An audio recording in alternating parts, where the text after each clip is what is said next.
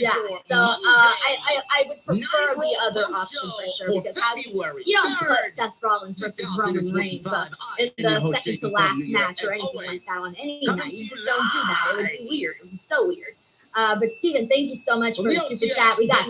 I don't even think it's a coin toss for Charlotte versus Tiffany. Charlotte wins at WrestleMania, holds it till SummerSlam, and a new champ is crowned at SummerSlam. And Tiffany wins it back as a full-fledged babyface. Yeah, Oh, he gets it. Death Tax is Charlotte Flair. He gets it. you should make a shirt, Santi. That should be your shirt. Death Tax Charlotte Flair wins everything. Oh man, Phil, thank you so much for the super chat. We got an incredibly super kind super chat, by the way, from Soundwave 80s. Thank you so much, man, for your generosity. This is very, very nice of you. Who says, I feel Charlotte shouldn't have won the Royal Rumble. I wanted Nia Jax to eliminate her to save us from the very predictable outcome. How can Triple H allow that to happen when Vince had done the same thing before?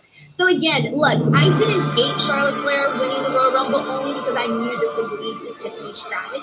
So I was okay. I think at this point, like I saw the writing on the wall that Charlotte was going to win. I saw the writing on the wall when the reports came out that they were thinking about doing her match with Tiffany. I saw the writing on the wall when she came out at number 27. That was going to, that told us everything. And of course, her and Rob Van at no point did anyone think Rob Van Flair. It was just a bunch of writings on the wall that Charlotte definitely winning with. I actually just love like the Jack spot, by the way. Worst spot in Women's Rumble history. I could write a thesis on how bad that spot was. It was a lot. It was like, what was it? I don't know. Look at the bunch of popular stores that could have happened in the Rumble matchup with South. And it was like, no, let's get rid of all these stores. All at once, right? You know, what's funny too, if you go back and rewatch it, it's very weird that Raquel Rodriguez falls by herself. Take something off with her. And then the Nia Jax spot happened. But then if you look at the official results, they still kind of eliminated Nia Jax. Like it was just like that was just supposed to be one big thing for Nia Jax. But you're right, it completely eliminated the idea of things that keep starting there. Because we see that with the men, like for example, Penta with the quick elimination on Ludwig Kaiser, boom, Ludwig Kaiser Penta, built it into something. But we were robbed of all of it. We got some of those moments, like for example, Julia, right? That's leading into NXT Vengeance Day there. Like they completely robbed us of the ability to get huge, micro-huge WrestleMania feuds with names that are going to be in Mania, like Heel, like Bianca, like Naomi, were all part of that spot. Your strategy was part of that spot. It was nuts.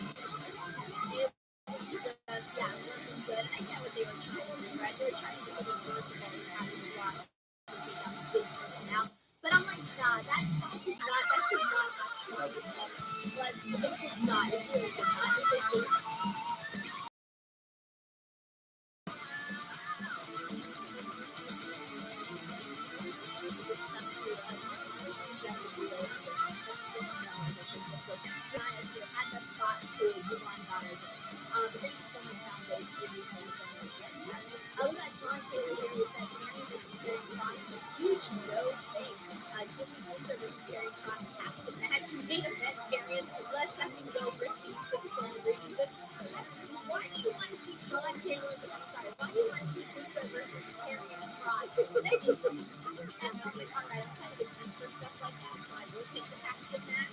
But I thought you were going to say, I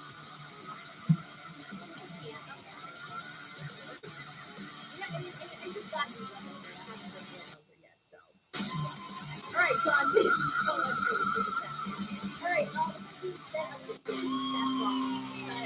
I'm going to have to say Charlotte thing. I did not like that. I thought that was Seth Rollins was really good. Because Seth down laughing about how he lost the Royal Rumble, he didn't win, he got eliminated, ha ha ha, he's not going to get it. And Logan Paul eliminated him, right? But then, yeah, Logan Paul eliminated him something for Derek Dawson, but right now, CM Punk had eliminated you. What? You also didn't win the Rumble. You're eliminated by the guy you're making fun of.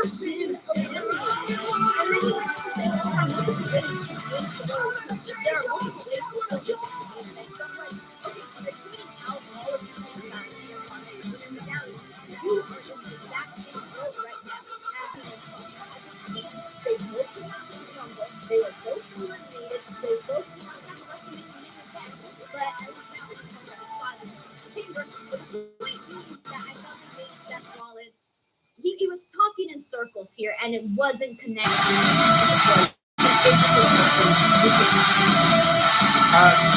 guess I didn't mind it as much as you. I think for me, the issue with the promo was that it was pretty directionless when you really go back and analyze it. Like, what did we get out of that promo?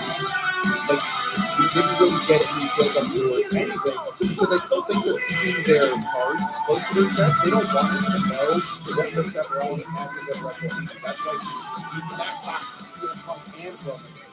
I agree Roman Reigns. He's going to be up for a long time. He might even make WrestleMania. He'll never tell you how injured he is, either with Paul Heyman, either with WWE. Now it's for the team. But then you also have CM Punk. I feel like they're just finding guessing where the WrestleMania people is going to take Seth Rollins. Is it going to be against CM Punk? If you had another one of those moments when they when CM Punk was being presented, where they were about to brawl again. And then, of course, there's the Shield match that everyone wants to see at WrestleMania, Roman versus Seth. There's just things that are up in the... I don't want to see a triple threat match, by the way. I don't want to see a triple threat match when there's nothing on the line, when there isn't a title. I get all the guys wanting to hating each other and whatever, like make it for a title if that's the case. Because when it's for no title, I don't want you to find three giant names on one match. Yeah. The product just didn't do anything for me. It didn't do anything for storytelling. It's just like, hey, I might be going for A, I might be going for B. And then the weird kind of like hype on the Sami Zayn was also kind of mad. You know, I think up before the fun match. That was, if anything, that was probably the best part, because you knew that Seth Rollins was only hyping him up because he didn't want to hurt things on. Like, he was not just hyping him up to people leave him. He was hyping him up because he ate things from more. And that was about it. So it's just not a fan of this at all. I do think it's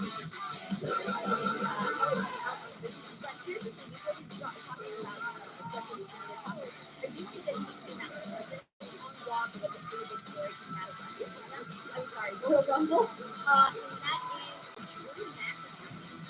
That played a big role in WWE programming last year, a 10-month-long storytelling that he did with CM Punk, 3 matches, a full trilogy, you name it, WWE Match of the Year, him and Punk and Bad Blood Hell in the Cell, all of it. And it was reported that he stormed out, was hurting, left, was pissed about another wrestler that is still not known. Of course, there's theories that who it may be, but a wrestler basically going into business for himself in the Royal Rumble. And basically, like, it seems like Drew McIntyre's either spot was the big spot before the elimination was missed, or I'm not too sure what went wrong there, but it really feels like Drew McIntyre's position has been reduced based on the storytelling that we've been seeing. Like, we're sitting here going, well, what's next for Drew McIntyre? What does Drew McIntyre's WrestleMania match look like? We didn't really say too much. Of course, we had the elimination that he was eliminated by David Priest, but Santi, what did you think when you saw the elimination and then when you heard the report that he had walked out? I felt that brawl between Punk, Roman, and Seth, it felt like he belonged with them.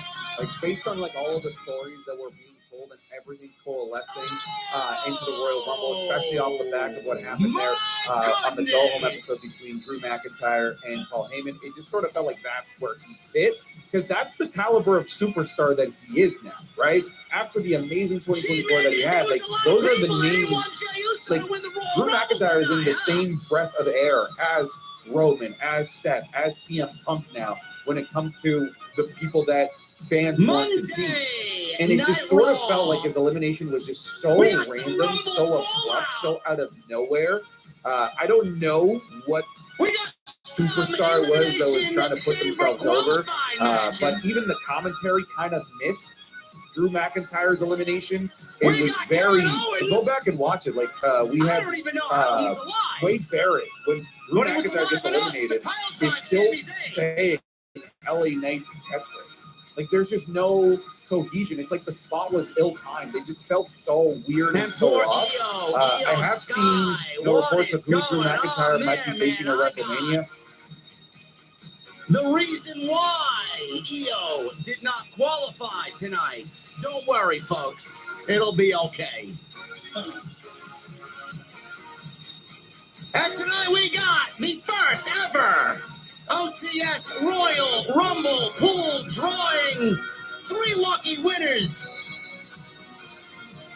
will be on their way to WrestleMania. I feel like it would Not be a really, letdown, but honestly, if that's the route that they OTS go with. merchandise will have to Because, suffice. again, I see him in Anyway, the ladies and same gentlemen, it's realm gonna be a as big the night. Romans of the world.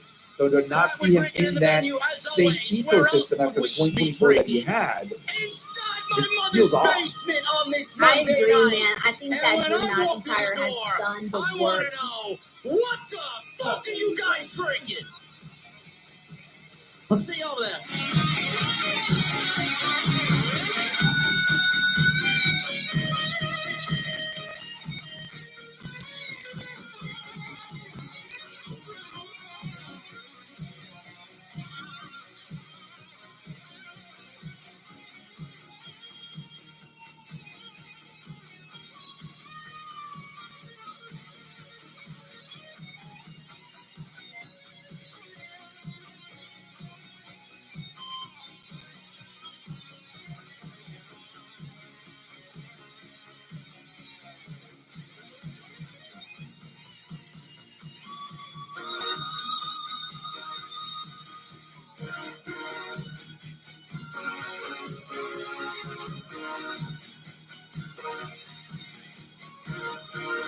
He has truly, like, when he signed a brand new contract with WWE, it felt like all of the stars were aligning for him. He had the best promos on the show. He had one of the best stories, and mind you, his opponent was practically out almost nearly every other week or more than consecutive weeks gone, CM Punk because of the injury. Yet Drew McIntyre kept the fire burning. And, the work that he did on social media, the way that he got over, the intrigue that he built up for the fans, I am afraid that Drew McIntyre is not getting the respect that he deserves. And, of course, we can't, that's just an assumption on.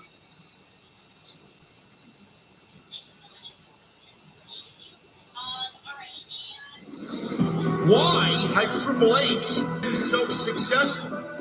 Why is Triple H running WWE better than Vince McMahon and Bruce Pritchard on Monday and Friday night? Long-term booking.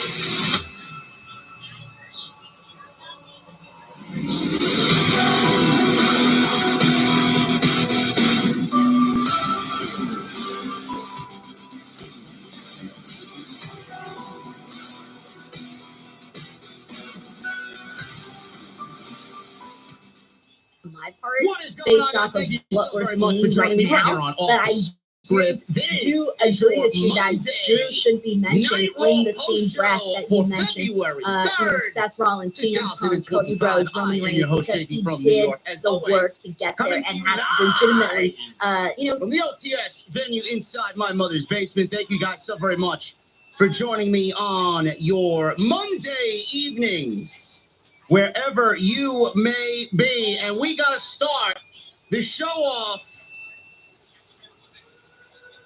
Oh my goodness!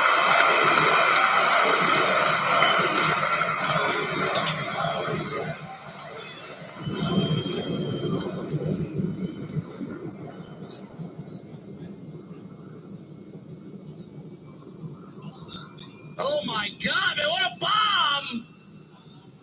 $100 super chat by my guy Honored One. Last bomb for a while. Raw after Royal Rumble felt like a Raw after Royal Rumble. It did the job about these new feuds coming out of Raw. Excited for Raw Elimination Chamber, or the Raw Elimination Chamber. SmackDown needs some work bringing in the returns from the Royal Rumble. won the fans over in a maybe whole new way. He had already had the SmackDown fans at his fun side. People Papa liked Drew McIntyre H. for a Oh long my time, but with goodness, the Honored character One, shift, thank you so it very took much. on a life of its own. It Ladies really and did. So I do hope gentlemen, we get to figure that all out. 100 super for him. chat to But start we the got show off JM tonight. that Thank was you very good much, here man. with Really Seth appreciate Rollins looking like a Honored bone One dog everybody video. else You know what I thought? joining I me here actually on this kind of thought Monday that night. he looked like First and a foremost, gothic cowboy. Before we That's get what I down was to thinking. business. Ooh. Wanna wish Yeah, people in said good this health is the real for his bisexual return to good Undertaker. health. Because yeah, the Oh. Taker hat and everything. Tuesday Night Titans Yeah, isn't yeah, really Titan yeah. without him. Solid Monster is very ill. So we here in the venue, the OTS family, wish Solid Monster a quick and speedy recovery. I don't know exactly what's wrong with him. A hot toddy goes a long way. Hopefully he still has some of that Gentleman Jack that I got him a while back. Probably not. He's a lover of Jack Daniels, but we wish Solid Monster nothing but the best. Hopefully he gets back to health. So I don't know. He's not live right now. He actually, he didn't want to. I mean, he'd probably go live with fucking half a lung if he could, but it must be bad. So he's not live tonight. It must be really bad.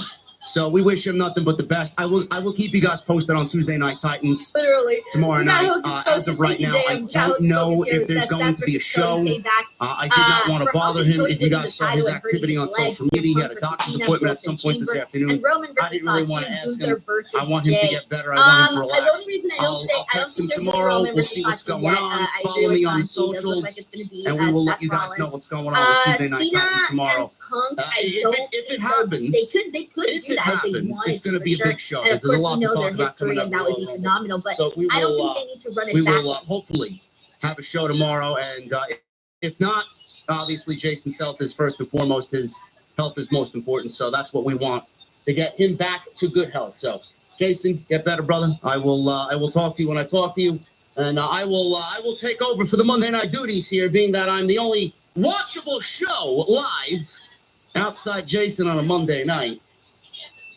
Monday Night Raw. You know, there's been a lot of social media discourse. I don't know why. No, Jesse's not filling in for Solomon. Fuck out of here, man. No, we're not doing too. You got him enough on Wednesdays. Give me a break. Maybe I'll go get Egghead to go do the Tuesday Night Titans show as a fill-in.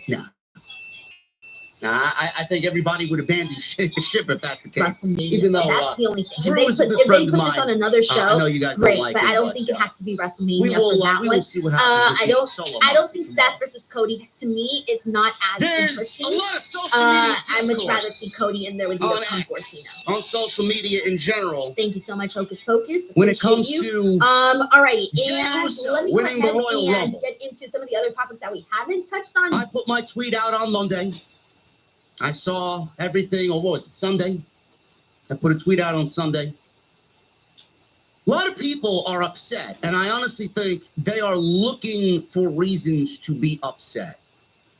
You're just looking for reasons to be upset when this isn't really a reason to be upset. Jey Uso won the Royal Rumble. There was a report that went out earlier today that Jey Uso was always the planned winner of the Royal Rumble. And the plans go back to middle to late December. That's when WWE came up with the idea of Jey Uso winning the Royal Rumble. They had merchandise already printed out for him. Everything was ready to go. He was the guy. And I told you last Monday, it was the go-home show for Monday Night Raw. CM Punk for the last 3 or 4 weeks come out and said every week, I'm winning the Royal Rumble. I'm winning the Royal Rumble. I'm winning the Royal Rumble.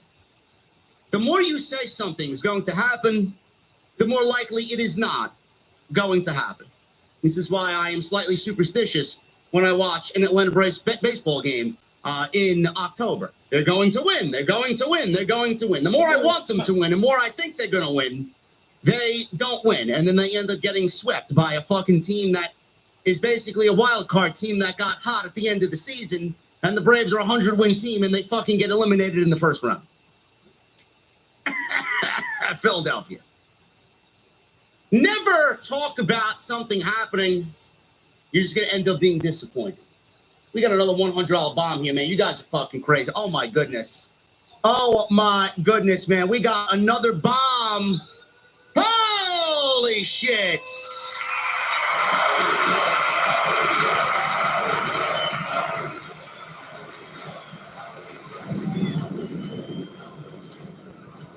We got a $100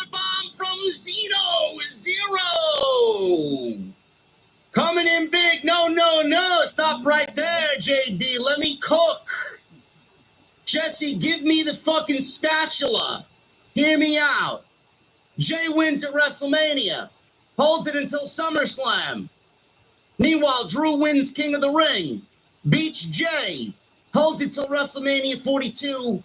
And Sammy beats him, getting his win at WrestleMania 42. You know what, Zeno?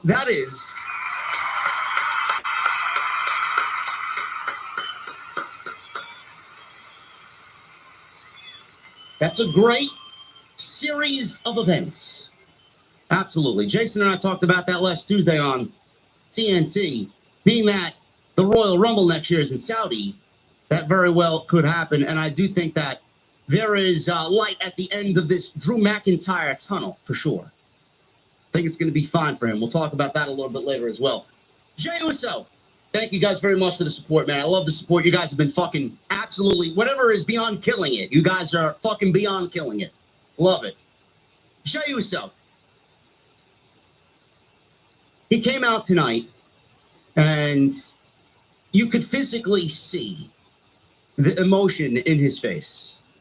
The guy had tears running down his face because of the reaction and the moment that was Saturday night. And the reaction that not only was on Saturday night, but tonight in Cleveland. I mean, the fucking guy had his theme music stop, and then the crowd asked one more time for the theme music to keep going. Jay physically had to tell the sound guy to restart his theme music, and then they did Yeet all over again. I never seen that when it came to something with Jey Uso. I mean, it's just getting bigger and bigger and bigger and bigger. I said this on Saturday night. Jey Uso's not my first choice. I don't think he was anybody's first choice. In the lineup of names that were in that Royal Rumble, he was nobody's first choice. Unless you're a Jey Uso super duper fan, he was not your first choice. CM Punk, Roman Reigns, Drew McIntyre, Sami Zayn, Seth Rollins, John Cena. There were some big names in this Royal Rumble. Big names. And Jey Uso eliminated John Cena to win the Royal Rumble on Saturday. Why did everybody freak out? Everybody freaked out for one reason and one reason only. It's because the IWC is fucking stupid. They need something to complain about. Otherwise, there's no blood pumping through their veins. If there's nothing that they can complain about. They can't have one day where there's no discourse online. This is not something to freak out about. This is not something to get angry about. All of that anger that you showed Jey Uso, every single one of you should have showed that same amount of anger towards Charlotte Flair winning the Royal Rumble. I didn't see one fucking person on my feed complain about Charlotte Flair winning the Women's Royal Rumble. It was all, why did Jey Uso win? Why is Jey Uso wrestling in the main event of WrestleMania, which we don't really know yet? Everybody thinks he's main eventing WrestleMania. We don't even know the WrestleMania card. And you guys got him main eventing WrestleMania. Main eventing WrestleMania. Why is Jey Uso main eventing WrestleMania? Why isn't it so-and-so? CM Punk should have won. John Cena should have won. He's nothing more than a theme song. He's nothing more than an entrance. Yes, he's a theme song and an entrance that is making WWE a boatload, and I mean a boatload of money. This guy's the #1 merch seller in the entire company, more so than John Cena and CM Punk and Roman Reigns. You know, back in the day, those types of things get rewarded. Is Jey Uso the best pro wrestler on the roster? No, he's not. He's nowhere close. Everybody's comparing, oh, well, he had a terrible match with Jimmy Uso last year, and this is the guy that they're putting in the main event. Yes, the match last year was fucking terrible.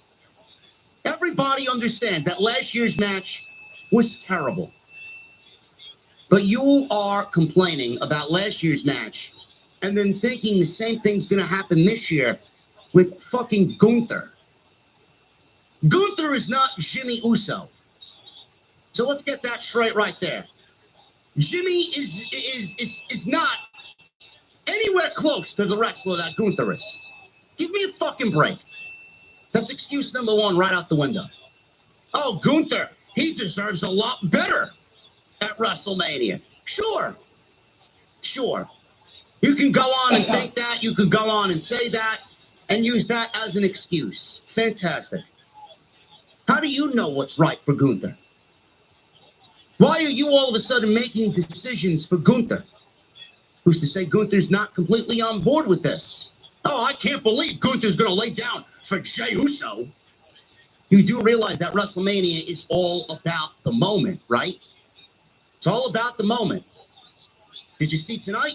It's all about the moment. Triple H clearly had a vision. I'm okay with the vision.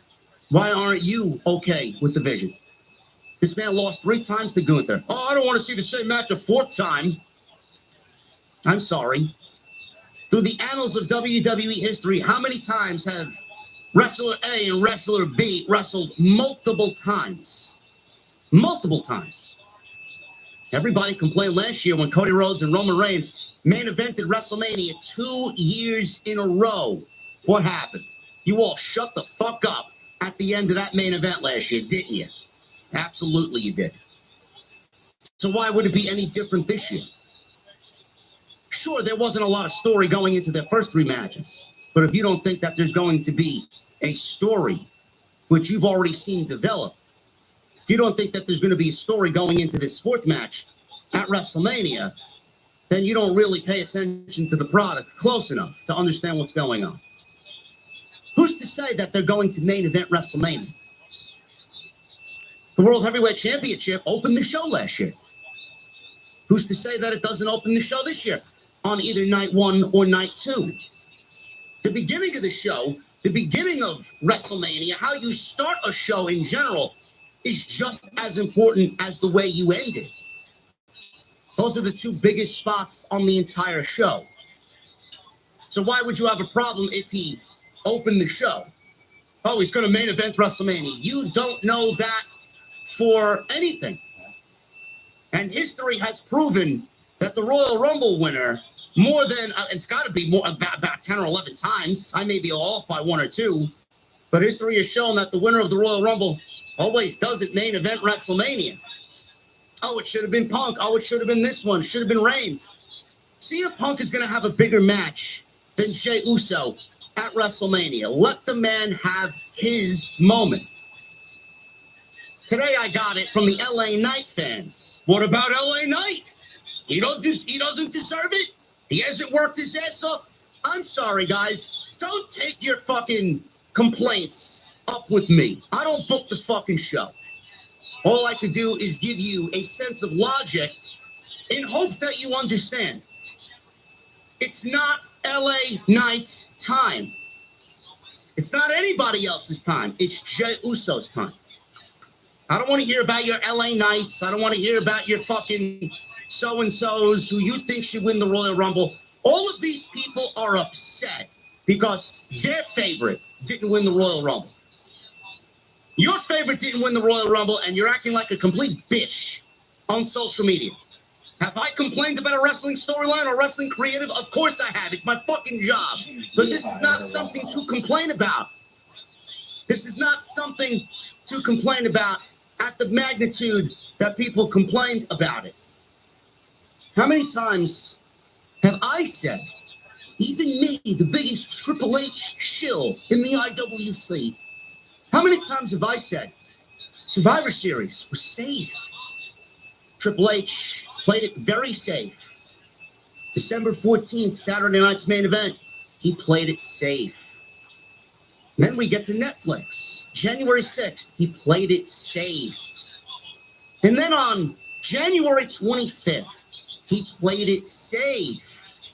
And then we get to the Royal Rumble, and the man gives us a move that is unsafe as anything he's done in the last 12 months. And people still complain. Oh, it should have been John Cena. Oh, it should have been CM Punk. Oh, it should have been this one. John Cena would have been the safe choice to win the Royal Rumble. People would have been complaining that it went to John Cena. Guy can't do no right. He played it safe for 4 straight major events. And then the 5th event, the biggest of them all, he takes a risk. And people still complain about it. He can't win. Oh, it should have been John Cena. Yeah. Did you guys see John Cena wrestle in the Royal Rumble? He's as washed as the fucking dishes in my sink. John Cena can't go at the level that John Cena went years ago. This guy is not interested in seeing John Cena in a WrestleMania main event with Cody Rhodes. He's not. If you guys want safe, if you guys want something that is as close to Vince McMahon booking, then by all means, go do John Cena and Cody Rhodes at WrestleMania. Because I know each and every fucking one of you are going to come out of that match complaining that it was boring and it was predictable and this and that. John Cena didn't win the Royal Rumble. Why wasn't it John Cena? Why isn't John Cena going to WrestleMania? Because if John Cena won the Royal Rumble, then WWE can't promote John Cena to the Elimination Chamber. John Cena is going to dip his toe in every pool that is available to him on the road to WrestleMania. He wants to be in the Royal Rumble. Last time ever, there won't be another Royal Rumble for John Cena. He wants to be in the Elimination Chamber. There will not be another Elimination Chamber for John Cena. The complaints on social media were fucking ridiculous. Ridiculous. Everybody's complaining about Jey Uso. Who else? Who else would you have put up against Gunther? Can anybody come up with another name that is as interesting or more heartwarming, heartfelt, emotional? A WrestleMania moment. Who else would there be against Gunther? Oh, what about AJ Styles? What about Seth Rollins? What about CM Punk? Jey Uso and Gunther fits. CM Punk is still embroiled in a feud with Seth Rollins. Roman Reigns is now involved. AJ Styles just got moved to Monday Night Raw. They got a direction for him that's not Gunther. You guys don't think. You guys don't think. WWE is in the business of making money. WWE is in the business of making new stars. This is WrestleMania. WWE is going to do what's best for the company. If you don't think Jey Uso deserves a spot that he's getting at WrestleMania, such as this, by winning the Royal Rumble and beating Gunther, then you're not a fucking fan. We went through this 2 other times before this at the magnitude that we're seeing right now. First, it was the Yes Movement. Everybody was on board with the Yes Movement. In a Vince McMahon administration where guys like Daniel Bryan never stood a fucking chance. He was a flag bearer. He was a beacon for change. And he fucking changed the way that company thought. And he won the World Championship at WrestleMania thanks to us. CM Punk was also a part of that. Do you guys think Kofi Kingston was slated to win the WWE Championship from Bryan Danielson at WrestleMania? Absolutely fucking no. Who did that? Oh, yeah, the fans did that as well. The fans really pushed Kofi Kingston towards Kofi Mania. And now we're seeing the Yeet movement, or whatever the fuck they're calling it. And this is bigger than Kofi Mania. And this may be rivaling. At this point in time, I may be saying this is bigger than the Yes movement. And people are still finding a way to hate. I don't really get that. Who cares if Gunther puts over Jey Uso? Who cares? Gunther has been a World Heavyweight Champion or a champion in WWE for 90% of his WWE career. A loss to Jey Uso will do nothing to Gunther. The guy is absolutely fucking bulletproof. Nothing is going to derail Gunther. And also, here's a little another nugget of information for you. When Goldberg eventually hits the scene and he gets his match with Gunther, because that's exactly where they're going, when Goldberg comes back and he wrestles Gunther in Saudi Arabia, it won't be for a world championship. Because there's another situation where people will complain. Why is Goldberg getting a championship match? He's just come back Don't you think Triple H is setting up for that complaint? Let's take the belt off of Gunther, put it on somebody that absolutely deserves it, so we don't have the next thing that fans complain about in Bill Goldberg wrestling Gunther for the World Heavyweight Championship, asking me why. You know that's going to be the case. So look at all the bases that Triple H has covered here, and you're still complaining. You're still complaining. The fans are stupid. Plain and simple, the fans are stupid. This is not anything to complain about. And here's another nugget of information for you. WWE signed a $5 billion deal with Netflix. $5 billion. You don't think that there are some network executives at Netflix in Los Angeles, California, that called up Nick Khan, that called up Triple H and said, hey, yo, Paul, I'm going to need you to do me a favor, solid. I need Jey Uso to win the Royal Rumble. We love Jey here in the Netflix offices. We want to see him as the face of Monday Night Raw alongside CM Punk and Roman Reigns. Let's do it. Don't you think that was also taken into consideration as well?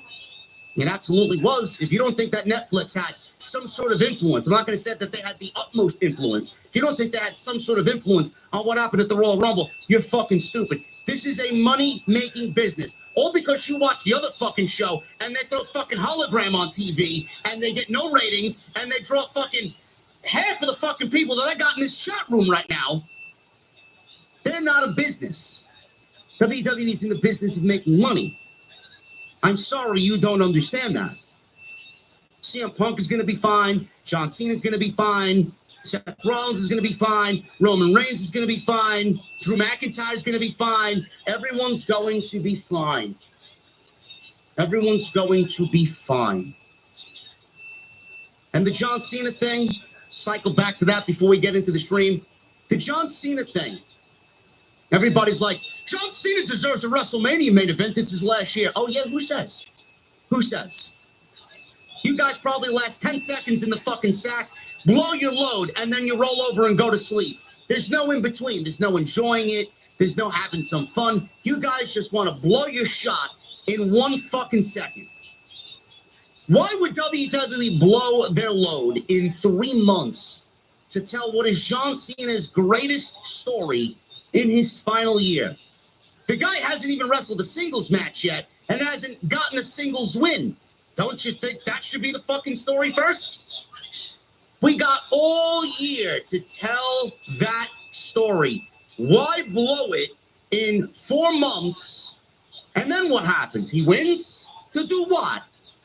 See a washed up John Cena in the main event of WWE television? To go on a part-time hiatus like Roman Reigns with the WWE title? Or you stretch it out and make John Cena's adversity bigger and tougher and maybe wrap it up towards the end of the year. Maybe we do it at SummerSlam. Maybe we do it at a special location that is to be determined at one of those shows between September and December. Fans don't think. Fans don't think. Calm down. Everything I promise you will be fine. I wish you guys showed the same amount of energy towards Charlotte Flair winning the Royal Rumble. Because unlike Jey Uso, that was a terrible creative decision. That did not make a new star. That showed Charlotte, or showed everybody, how Charlotte is still as greedy as anybody in that entire locker room.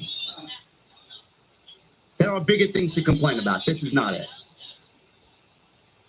Thank you guys for joining me here on Off the Scripts. We will get into the rest of the Raw review. Sami Zayn versus CM Punk. Kevin Owens made a return tonight. Just like I predicted on Saturday's review for the Royal Rumble. Kevin Owens, he's going to take his anger out on Sami Zayn. He did it a little bit quicker than I anticipated. But we only got 4 weeks till the Elimination Chamber. So there you go. Sami Zayn and Kevin Owens being planted, seeds planted for Toronto. I'll tell you exactly what's going to happen after that match going into WrestleMania as well. Qualified matches, Rhea costs Io. It's not the end of the world, folks. Don't worry. Seth Rollins and CM Punk. They are continuing their hatred. Roman Reigns out with injury. And Penta, once again, successful on Monday Night Raw. We got a lot to get into tonight. Thank you guys very much. My girlfriend. Let me tell you something, man. It is up to you guys every single time. And I base your excitement and what you guys give back to me as far as the success of this channel goes, man. Everything that you guys have done in the last 72 hours has blown my fucking mind, man. I appreciate you guys for showing up. I appreciate you guys being so invested in what I've created here. The honesty, the upfront attitude, no sugarcoating anything, the visuals, the sound, the live stream experience. I appreciate you guys making this the destination after these shows are over, man. Royal Rumble reviewed at 6,900 live viewers. We are nearing 100,000 views on that video, on that stream. That is 21,000 more than last year's Royal Rumble review. That is fucking crazy. Crazy. You guys killed it. Nearing 4,500 likes. We just hit 61,000 followers on social media, on Twitter. And by my count, we are 29 subscribers away from 166,000 subscribers on YouTube. You guys killed it. Unbelievable. Thank you guys for all the support, man. I will not let you down this WrestleMania season, as always. Why? Because as the song says, we are the best of the best of the best. Like I said, thoughts and well wishes to my guy, the Solid Monster. He is under the weather right now, very much so. I listened to maybe 10 minutes of the Sound Off on Sunday, and I thought he had hired a fill-in for the show. Who is this guy, man? He sounds terrible. I will keep you guys posted on what is going on with TNT tomorrow night. If not, I will figure something out. I may go live with a off the script or not. I don't know. I don't know what I'll do. Maybe I'll cover NXT if that's the case. I don't know. We'll see what happens. But I will keep you guys posted on social media, so keep an eye and an ear out for what's happening tomorrow night. Social media, at JD from NY206, Twitter, Instagram, TikTok, and Cameo. Hit that subscribe button down below. Turn on the bell for notifications. Go check out today's upload. We uploaded the Drew McIntyre situation. What happened with Drew McIntyre, man? The rumors and innuendo about Drew McIntyre walking out of the Royal Rumble, complaining about his elimination. So go check out that extra. It is live on the channel right now, as well as everything else you missed from the prior week, all on the homepage. So go check that out. Make sure you guys get those super chats in. I love the energy so far. It's a great way to support the show. Let's have the best February ever right here on Off the Script. It is my birthday week. A little extra incentive for everybody, man. Let's celebrate. Thursday's the birthday. Turning 43 this year. After my gym workout this week, I feel 43. I feel like I got hit by Braun Breaker's spear, like I show speed.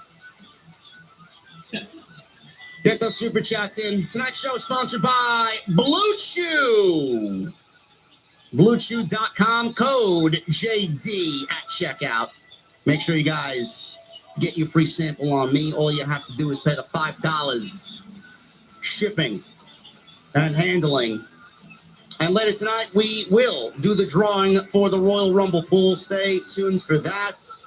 I calculated, it took me a little bit of time today, man, but I calculated everybody's entries, man. Some of you guys had near 70 entries into this thing with all the super chat donations you got into the channel. Crazy. David Thering's in the 50s. We got Adam Casper had 66 entries. Holy shit. Fucking crazy. Anyway, we'll do that at the end of the show, as always. And again, thank you guys for joining me here on the Monday Night Raw post. We're going to get into the show. Man, I love that fucking song, man. That song is so good. Best of the best of the best. the new official theme of the podcast, man. Every time we come on here, man, you're gonna hear that song. Love it. Great fucking band as well. Monday Night Raw. We start things off with Jey Uso. Jey Uso made his entrance 5 minutes into the top of the hour. I got to mention this because I know I'm not the only one that was having trouble this evening. I was told that the weather in Cleveland is the reason for all the glitching. The show started to glitch in the beginning. It was worse towards the end. It was definitely a lot worse than the Sami Zayn and CM Punk match in the main event. Just constant glitching. This is the first real issue that we've had since Monday Night Raw moved to Netflix. So I'm not really bothered by it. Somebody tweeted at me. I mentioned that the weather was pretty bad over in Cleveland, and that was a possible reason for the interruptions for the service. So I don't foresee that being an issue moving forward, but it was pretty bad tonight. And I know you guys suffered with the same thing. Jey Uso made his entrance. Michael Cole noted that yeet is now in the dictionary, and he and McAfee went over its various definitions. Jey finally entered the ring. He did his yeet, and everybody was going crazy. Aerial drone shots of Jey Uso. The music finally stopped, and fans chanted, "One more time, one more time." He looked into the heart camera. He told the Oos in the production truck, Lee Fitting, I'm assuming, to hit his theme music again, and he started up the theme music, and he did one more yeet with the audience, and everybody went crazy. Michael Cole said, "This is ridiculous," not in a mean way, not in a bad way, but referencing the crowd support for Jey Uso. Fans chanted, "You deserve it, you deserve it." Jey obviously was shook by the reaction. He took some deep breaths. He soaked up the moment. He was tearing up. You can see that he was very emotional here. He absorbed all these people and the emotion that they were showing him. Thank you guys for that. He says he doesn't even know what to say. Fans yelled, "Yeet." He said, "Yeah. Besides that," he said, let me talk. He said he came into the game almost 15 years ago and tried to make a good living with his twin brother and carry on his family legacy. He says that was cool. He talked about the pandemic era and the bloodline. He says he was sold on trying to do the singles competitor thing, but I didn't have it. He added, coming out here tonight, I have it now. He physically started seeing him cry. Tears were balling up in his eyeballs. His voice started to crack. He talked about how hard he worked to get into the position that he's in now. He thanked everyone for being there for him every single week. He said because of them, he is the 2025 Royal Rumble winner. And now, Oos, I'm going into WrestleMania as the main event, and it's just me, Oos. All of a sudden, Gunther's music played, and he walks out to ruin the moment. I want to stop there. He mentioned the pandemic era. Everybody knows exactly how this storyline took shape. It was in the pandemic era. They had no crowd. They had nothing more than virtual screens. And the only thing that they were able to do was tell stories. That was all that they had to do. It's difficult without an audience, but Roman Reigns, Jimmy Uso, and Jey Uso, in the beginning stages of that bloodline story, in a pandemic era where there were no live people, told as emotional of a story that anybody could possibly convey without any audience in the crowd. I want you guys to think of where this bloodline story started and where the bloodline story is right now. Right. Roman Reigns was in the beginning phases of the tribal chief. Jey Uso was nothing more than a lackey. Jimmy Uso was nothing more than a lackey to Jey. They eventually became lackeys to Roman Reigns. Look at where they are right now. Even Solo. Look at where Solo is. He hasn't been on TV. He wasn't even in the Royal Rumble. I don't know where Solo Sikoa is. But even Solo Sikoa and what he's done and what he's ushered in. Roman Reigns is the biggest star in the entire industry. There's no ifs, ands, or buts about it. Roman Reigns is the cream of the crop. He's the top guy. He's the number one man in this entire sport. Look at where Jey Uso is now. Jimmy Uso is not anywhere close to where his brother is or where Roman is, but Jimmy is trying to separate himself and make a name for himself as well. It's going to take a little bit. It was a little bit easier for Jey Uso to do that. He's got to come up with something just like his brother, and he'll be well on his way. Look at where Solo is. Solo was the one guy out of everybody. Solo was the guy after Jey Uso to break away from the bloodline and become his own man. He started the bloodline 2.0. He brought in Jacob Fatu. He brought in Guerrillas of Destiny, and he led a group against Roman Reigns and was in several main events, challenged for the WWE Championship. He's bigger and better off now than he was when he first came in. The bloodline has created not only the tribal chief, the number one man in this industry.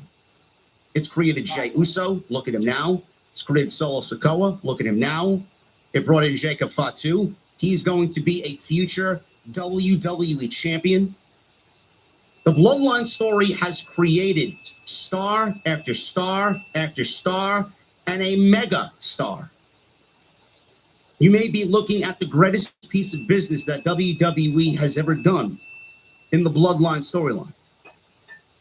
So when you want to sit there and claim Jey Uso doesn't deserve it, if you want to sit there and claim that the Anoa'i family is a reason for you not to watch WWE, I don't see anything but star after star after star after star being made within this family, within this storyline on television. So maybe you should think before you speak next time. It's absolutely deserved, and it's a beautiful thing to see where Jey Uso was to where Jey Uso is now. That is the best part about watching pro wrestling. Where was he 4-5 years ago? He was a nobody. Now look at him. And the one thing that people complain about, he can't wrestle. Let's wait till WrestleMania to see how he can't wrestle. You guys are seriously disrespecting Gunther every time you say to me or anybody else, Jey Uso can't wrestle. Let me tell you something, geek. Gunther is incapable of having a bad match. Gunther could sleepwalk himself to a 5-star match. You don't think he's going to pull out literally every fiber of his being in a match against Jey Uso at WrestleMania in front of 70,000 fucking people? Why don't you stop discrediting Gunther and let the man work?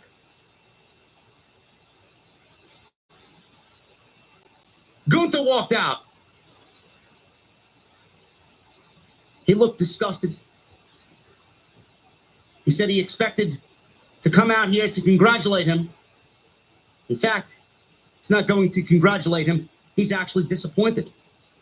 He said facing him again doesn't appeal to him. He said this in the most snarkiest of ways. This WrestleMania match doesn't appeal to me. It didn't appeal to a lot of people, honestly. He said Jey can't even lace up his boots.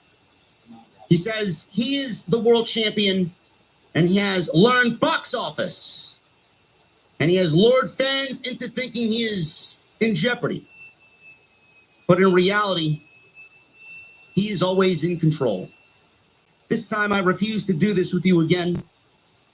He said he is in the process of building a legacy for himself. And quite frankly, beating you at WrestleMania doesn't do anything to build my legacy.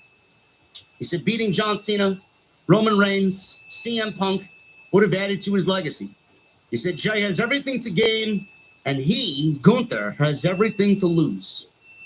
He says if Jey chooses him, every week is going to be hell with WrestleMania being the most horrible display of violence this business has ever seen. He goes on to say he's going to hurt him and he's going to put him down like a diseased dog. Gunther smiled and said, the good thing is you have options. So I advise you, consider them. He dropped the mic. He turned to leave the ring. Jey Uso said, whoa, hold on. He says he's tired of people telling him what he can and can't be. He's tired of people saying he's just a tag team guy who's not supposed to be in the main event or win the Royal Rumble. He says he's going to Friday Night SmackDown and he's going to holler at Cody Rhodes. But whoever he chooses, he's walking into WrestleMania as the 2025 Royal Rumble winner, and he guaranteed himself he's walking out of WrestleMania as main event Jey Uso and as champion. And that was it. That was it. Gee, there's a lot of people in this attendance, a lot of people in the audience that didn't want to see Jey Uso win the Royal Rumble on Saturday night, huh? All I will say on top of what I've already said in the cold open of this show, do not doubt. Do not doubt Gunther. Do not doubt Jey. Jey knows how bad his match was last year at WrestleMania with Jimmy. Jey knows that he's got a spotlight on him. Jey hears everybody saying he doesn't deserve it. Jey hears everybody saying he can't wrestle. Jey hears everybody saying he's nothing more than a tag team wrestler. You can sit there and not like the decision that WWE made. That is completely up to you. But I gave you every reason as to why the decision was made. And there's nothing that you or me or anybody else is going to do to change this decision. The majority rules. WWE believes it.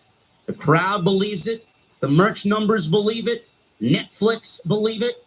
Jey Uso is the guy that is most deserving of the WrestleMania World Championship match against Gunther. And you all need to accept it. Gunther does not have bad matches. I don't want to hear the excuse of Gunther deserves better. Who else would be in that position if not Jey Uso? Who? Seth Rollins? Boring. CM Punk? He's got bigger fish to fry. And plus he wants the WWE title. He doesn't want the World Heavyweight title. He wants a main event. Gunther and CM Punk is absolutely a main event match, but he's got bigger fish to fry at WrestleMania in the names of Roman Reigns and CM Punk. And maybe Cody Rhodes for all we know, because he is in the chamber now. Who else is there? Sami Zayn? Seen it, done it, been there, done that. Drew McIntyre? Not going to work. Damian Priest? He's on SmackDown. AJ Styles? We don't know where he's going to fit in. Braun Breaker? Not yet. Who else is there? Jey Uso is the right man for the job. Plus, it creates a WrestleMania moment that will live on forever. 70,000 plus at WrestleMania at the end of a World Championship match. I guarantee each and every one of you watching are going to feel that emotion when you see Jey Uso win the World Heavyweight Championship. And there's absolutely nothing wrong with that. This type of moment only comes around every so often. We've seen it with Bryan Danielson. We've seen it with Kofi. And now we're seeing it with Jey Uso. Moments like this don't come around all that often. So sit there, shut up, accept it, enjoy it, and be happy for somebody that has busted his fucking ass to get where he needs to be. And I got people in my DMs DMing me, oh, JD, you've changed. If this was Vince, you would have shit on it. You're a shill. I don't believe you're for Jey Uso. I'm for what's right. I am for what's right. We have seen so much worse creatively all over pro wrestling television. I swear to you, this is not one of those moments to complain about. It is not one of those moments. This is going to be great. Enjoy the ride, because I know I am.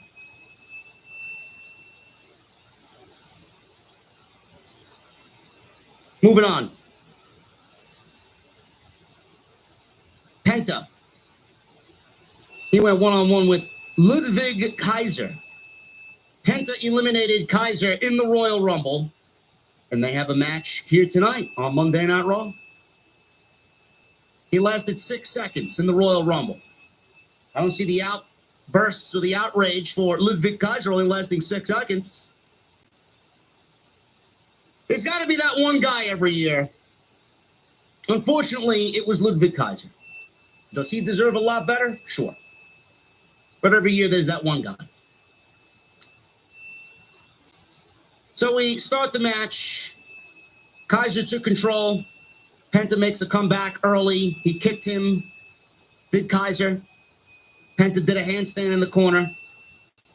Kaiser said he was going to embarrass Penta, and he spit in his face. He's very angry about what happened at the Royal Rumble.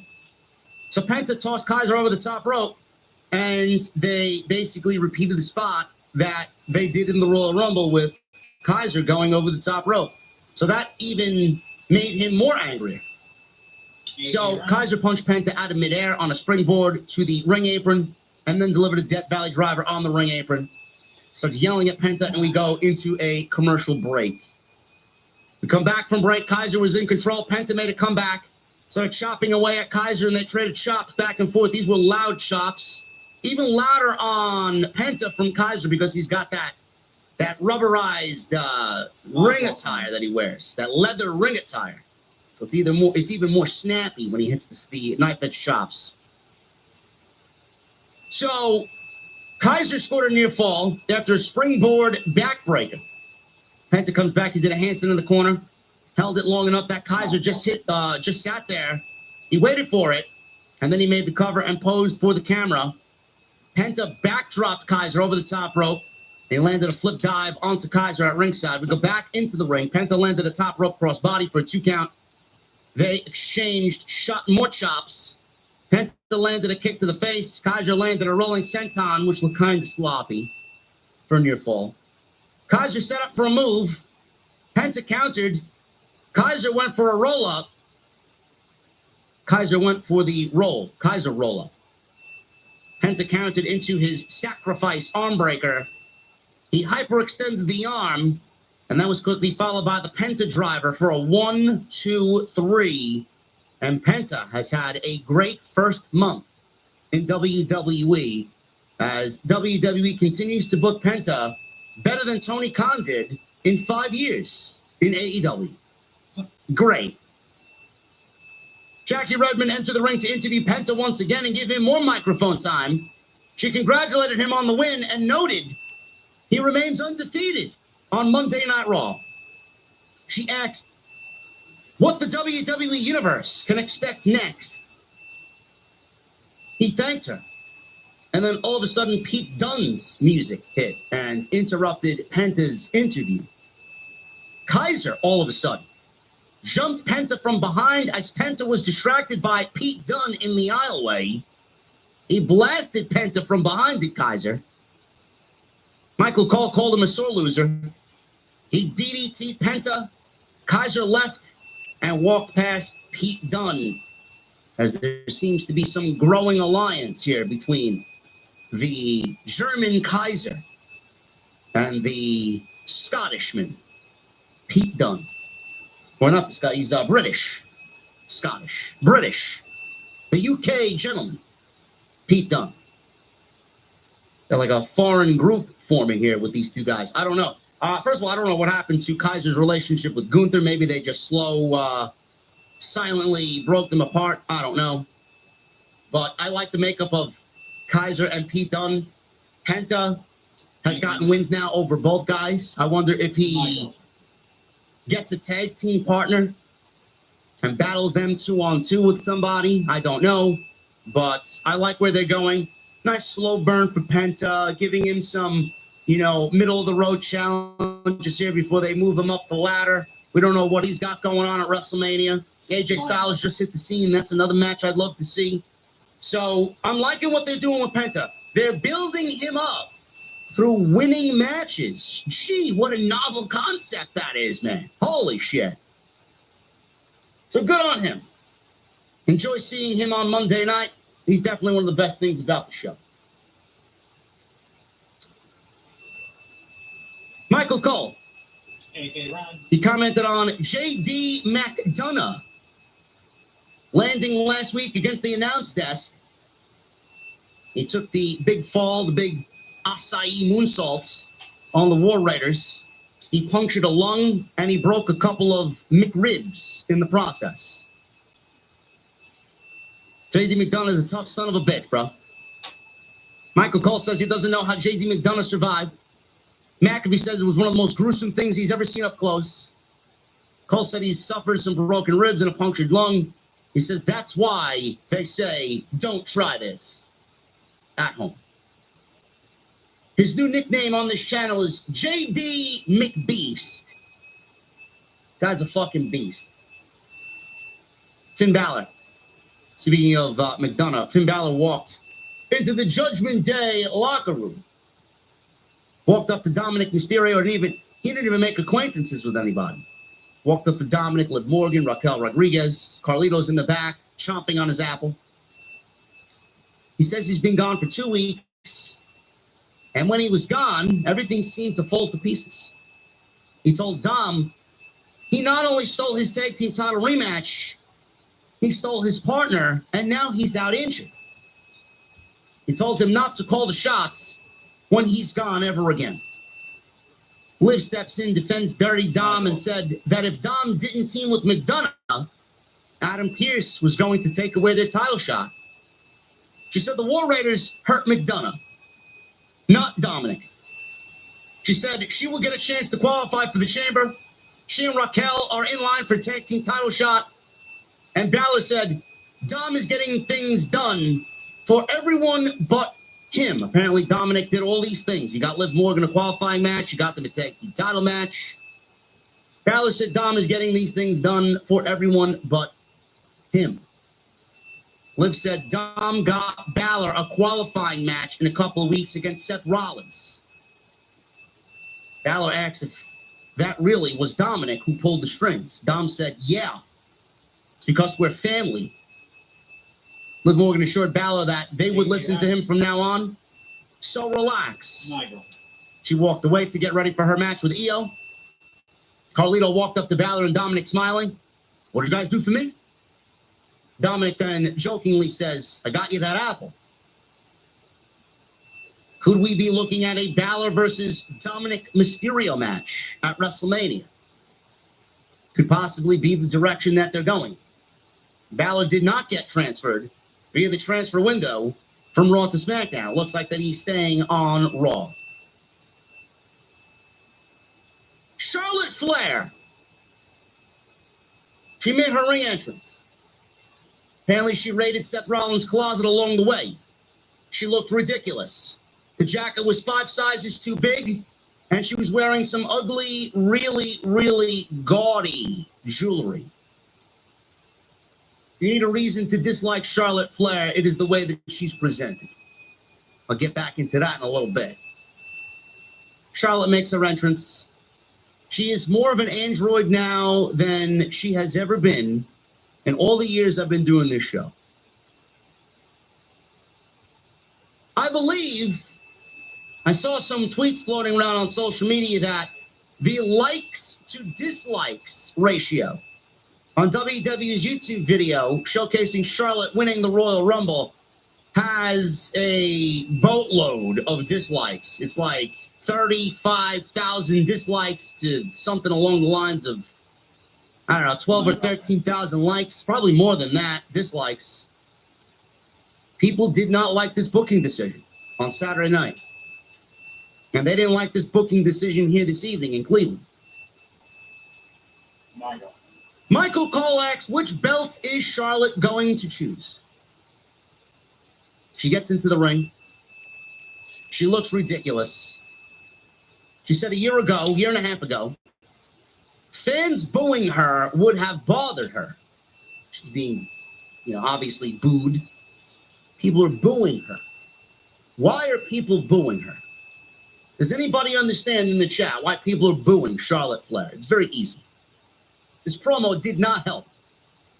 First of all, they're booing bad creative. Nobody, and I mean nobody, wants to see Charlotte Flair in the main event or for a world championship match at WrestleMania. Nobody wanted to see Charlotte Flair win the Royal Rumble. The only people who wanted to see Charlotte Flair win the Royal Rumble are the people who have zero audience on their podcast, thinking that they're business analysts. Nobody in their right mind wanted to see Charlotte Flair win the Royal Rumble. And if you did say, yes, I wanted to see Charlotte win the Royal Rumble, you are absolutely lying to yourself and lying to your audience of whomever your audience is. There's not one genuine person that means that from the bottom of their soul. Nobody. If you do, you have a problem. If you do, you are defending bad creative. Oh, but JD, I thought you were a Triple H shill. You love everything that he does. Clearly, I don't. Clearly, I don't. That one statement makes you all look like blithering idiots. A year and a half ago, the fans booing would have bothered me. But here's the thing. I missed you guys. Sure, we didn't miss you. She said she missed the fans cheering her. She missed the fans booing her. She said she thought she was unbreakable. But the last year sucked, and it broke her mentally and it broke her physically. She said she didn't know at one point if her knee was going to get better in time for WrestleMania. She said this is what she thinks about, and the fans don't get it. Fans kept booing. She said she's going to embrace the boos because I still love you all. She circled and pointed to the crowd. She said, whether they are wooing or booing, it doesn't change that she is the greatest WWE superstar in the history of the industry. So boo me now. She asked Cleveland if they didn't want to hear her talk about how the last year broke her, but she fought every day to return because it's her love and passion, because this is what I want to be the very best at. She said when she was able to win the Royal Rumble, she knew this is what she worked for. All of a sudden, Rhea Ripley interrupted, and she walks down to confront Charlotte. Guys, why didn't this promo work? Why didn't this promo work? Oh my God, the last year and a half was so difficult. It was so difficult for me. What am I going to do? I didn't think I was going to get back. My knee, I didn't know my knee was going to get better. And then she shows up in the Royal Rumble and wins the Royal Rumble without breaking a fucking sweat. Cry me a river of fucking tears, Android. You come back and win the Royal Rumble, and then you want to come out here. You have the fucking balls to come out here and cut a babyface promo. Oh, my God. I didn't think I was going to get back. I didn't think it was going to happen. My knee, mentally, physically, this, that, whatever the fucking case may be. Nobody wants to hear that. Nobody. You won 14 world championships, and you got a Royal Rumble to your resume already. What makes you think that fans wanted to see you win a second Royal Rumble? With all the talent that was in that match, what makes you think Charlotte Flair should have won the Royal Rumble? What makes Charlotte think the fans wanted to see her win it more than a Stephanie Vaquer or a Julia or a Roxanne Perez who went 1 hour and 7 minutes on Saturday, or a Bayley or Io or Bianca or Naomi or whoever was in the fight? I would have taken Nikki Bella over fucking Charlotte. Company is fucking blinded by the fact that this woman has them by the balls. If Charlotte didn't have the last name of Flair, she'd be nowhere. I don't know what the appeal is. I really don't. I don't see what the greatness is. I don't see. I just don't see what it is. There are a small pocket of analysts and journalists who just live and die by Charlotte Flair. She's got a main event. She's got a main event. You can't have WrestleMania without Charlotte Flair, pal.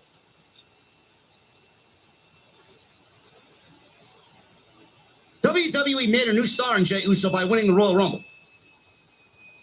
Did Charlotte Flair need a Royal Rumble? She already has a Royal Rumble.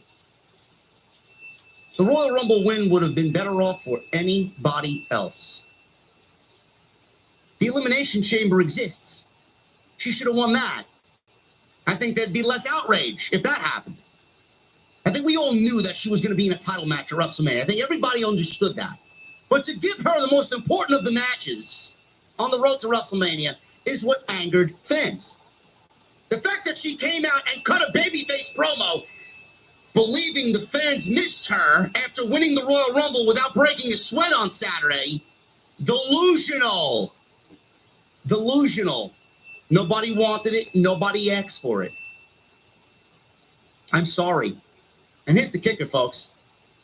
You know, Charlotte wants to go back and she wants to go back and ask, well, why didn't they like me? She's probably wondering to herself after she walked up the aisleway after the segment with Rhea Ripley, why did they boo me? I'm Charlotte Flair. I came back. I got divorced from my husband. I had a knee injury. I went through rehab. I did everything I can to get back. Look at me. Why don't they like me? Because Charlotte has done nothing to change. You want the gist of why people don't like Charlotte Flair, why people don't want Charlotte Flair, why people won't accept Charlotte Flair? She hasn't changed. Injury happens, she comes back, here's a championship. Here's a championship.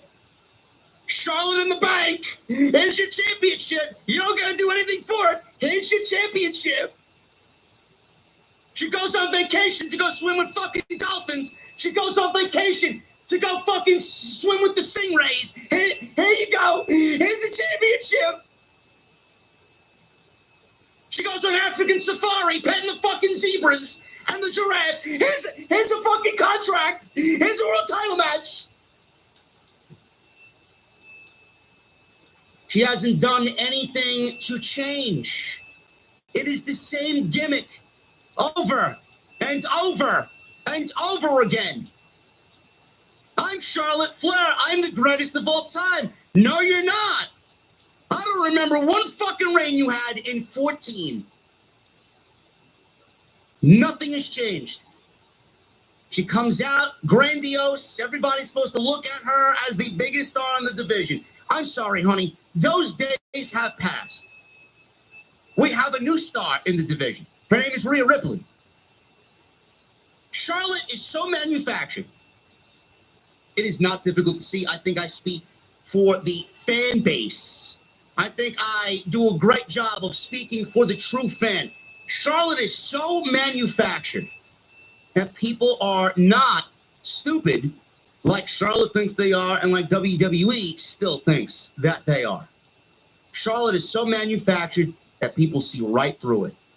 I even said to myself, what is the difference between Charlotte Flair and Rhea Ripley? I don't know who Charlotte is. Charlotte Flair is a manufactured product of the machine, fake in every single aspect. And nobody wants to see fake. I emphasize fake. Rhea Ripley comes out there, and what you get is Rhea Ripley. What you get is Rhea Ripley on and off screen. What you get is Rhea Ripley when she's home. That is Rhea Ripley. That's why people associate with Rhea Ripley more so than they do anybody like Charlotte Flair. That's why people will associate more with Becky Lynch than they do with Charlotte Flair. That's why people will associate more with anybody else and not Charlotte Flair. What WWE should have did is give the Royal Rumble to anybody else. They should have gave the Chamber to Charlotte if they so desperately wanted her in a major title match at WrestleMania. What do you think WWE is going to do? Do you think they're going to have Charlotte come back from this devastating injury and this divorce with her husband and then have her lose at WrestleMania in Las Vegas? No. She's going to be the women's world champion. She's going to beat Tiffany Stratton. And then everybody will bitch and complain and rant and moan all over again that Charlotte doesn't deserve it. That's not what should happen. WWE is going to pretend that she was supposed to come back as a babyface, even though they knew she would probably get booed when she won the Royal Rumble. Now WWE is going to try and turn Charlotte into a heel and play off all of the boos that she's getting. And that will only result in people booing her because they don't like her.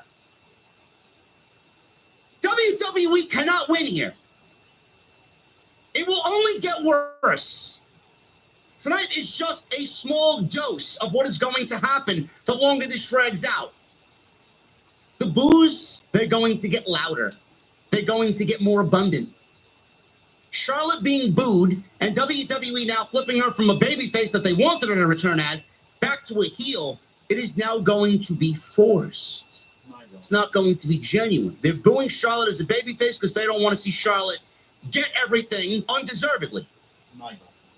Now they're going to boo her as a heel, and it's not going to be genuine. So, double win. What WWE should do is what they should have did in the Royal Rumble. Not have Charlotte win and give the Royal Rumble to someone else, making a new star. So going into WrestleMania, when Charlotte inevitably chooses Tiffany Stratton, WWE has one job at WrestleMania, and that is to have Tiffany Stratton successfully retain the Women's Championship against Charlotte Flair and create a new star. What are you going to do with Tiffany Stratton from this point on all the way till April 20th? That is going to define her title reign. Because as of right now, she's done fuck all with the title. February, March, half of April. What is she going to do in the span of 3 months with that Women's Championship that's going to define her reign as Women's World Champion? Nothing. Nothing. You know what is going to define her reign? Beating Charlotte Flair at WrestleMania.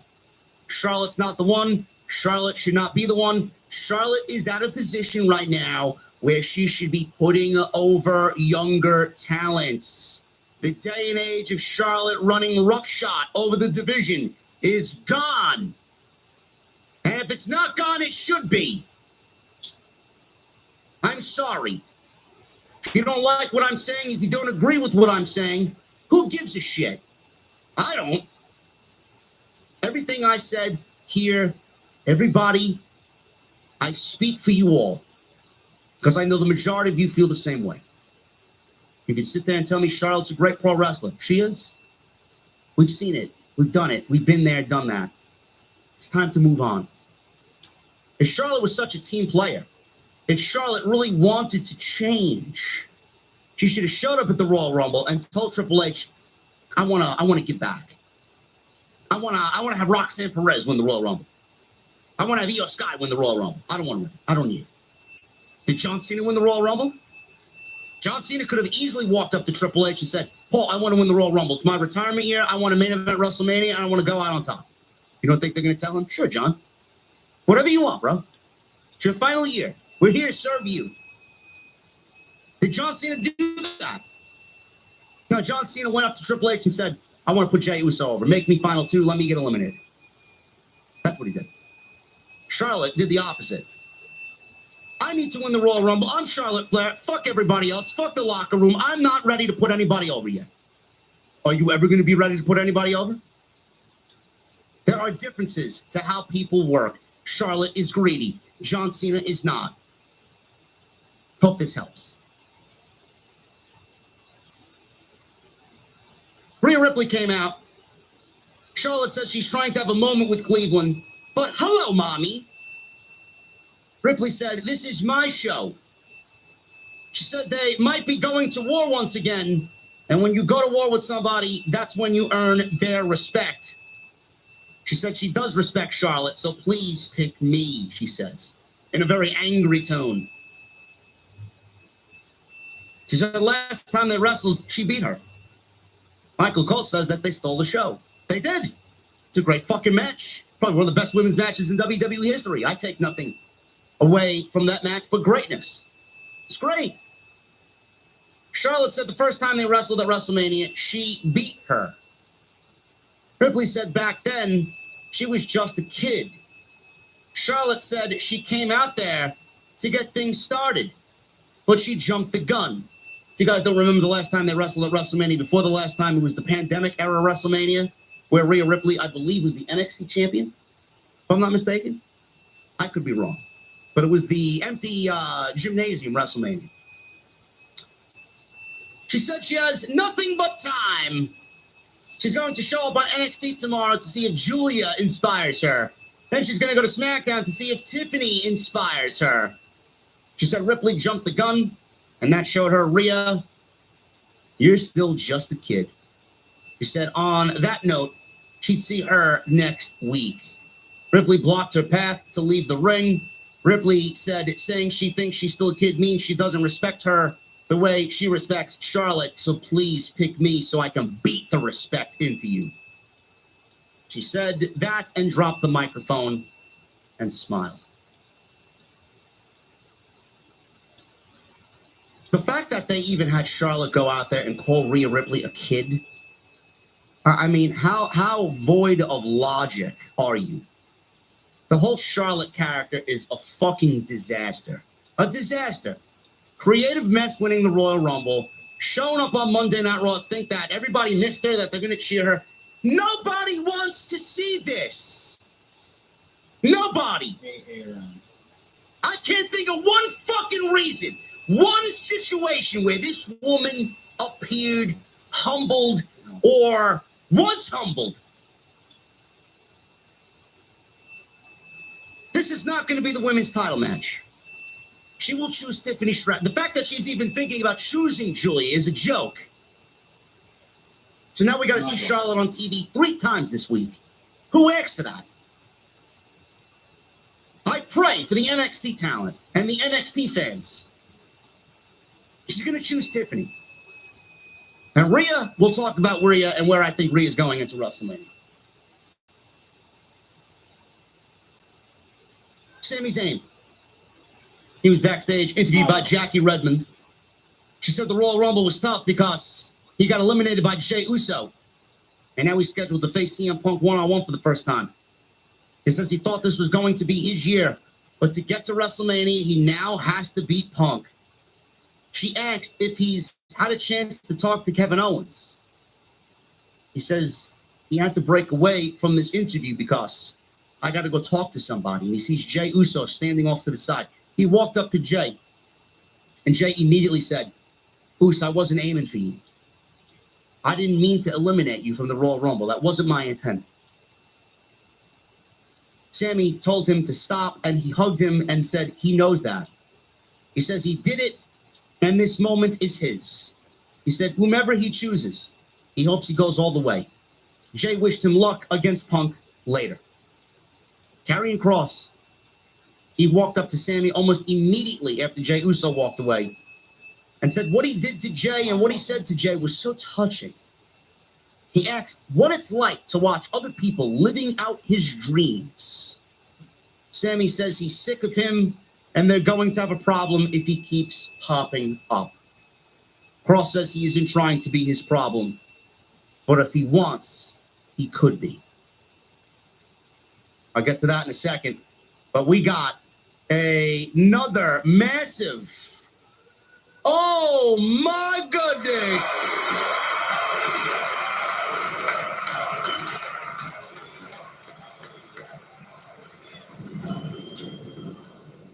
We got a $100 super chat from my guy Soundwave 80s. He says, hey, Uso is far more deserving than Sharhog Flair. Other younger talent are far more deserving than Sharbog Flair. Even Gilbert is far more deserving than Flair.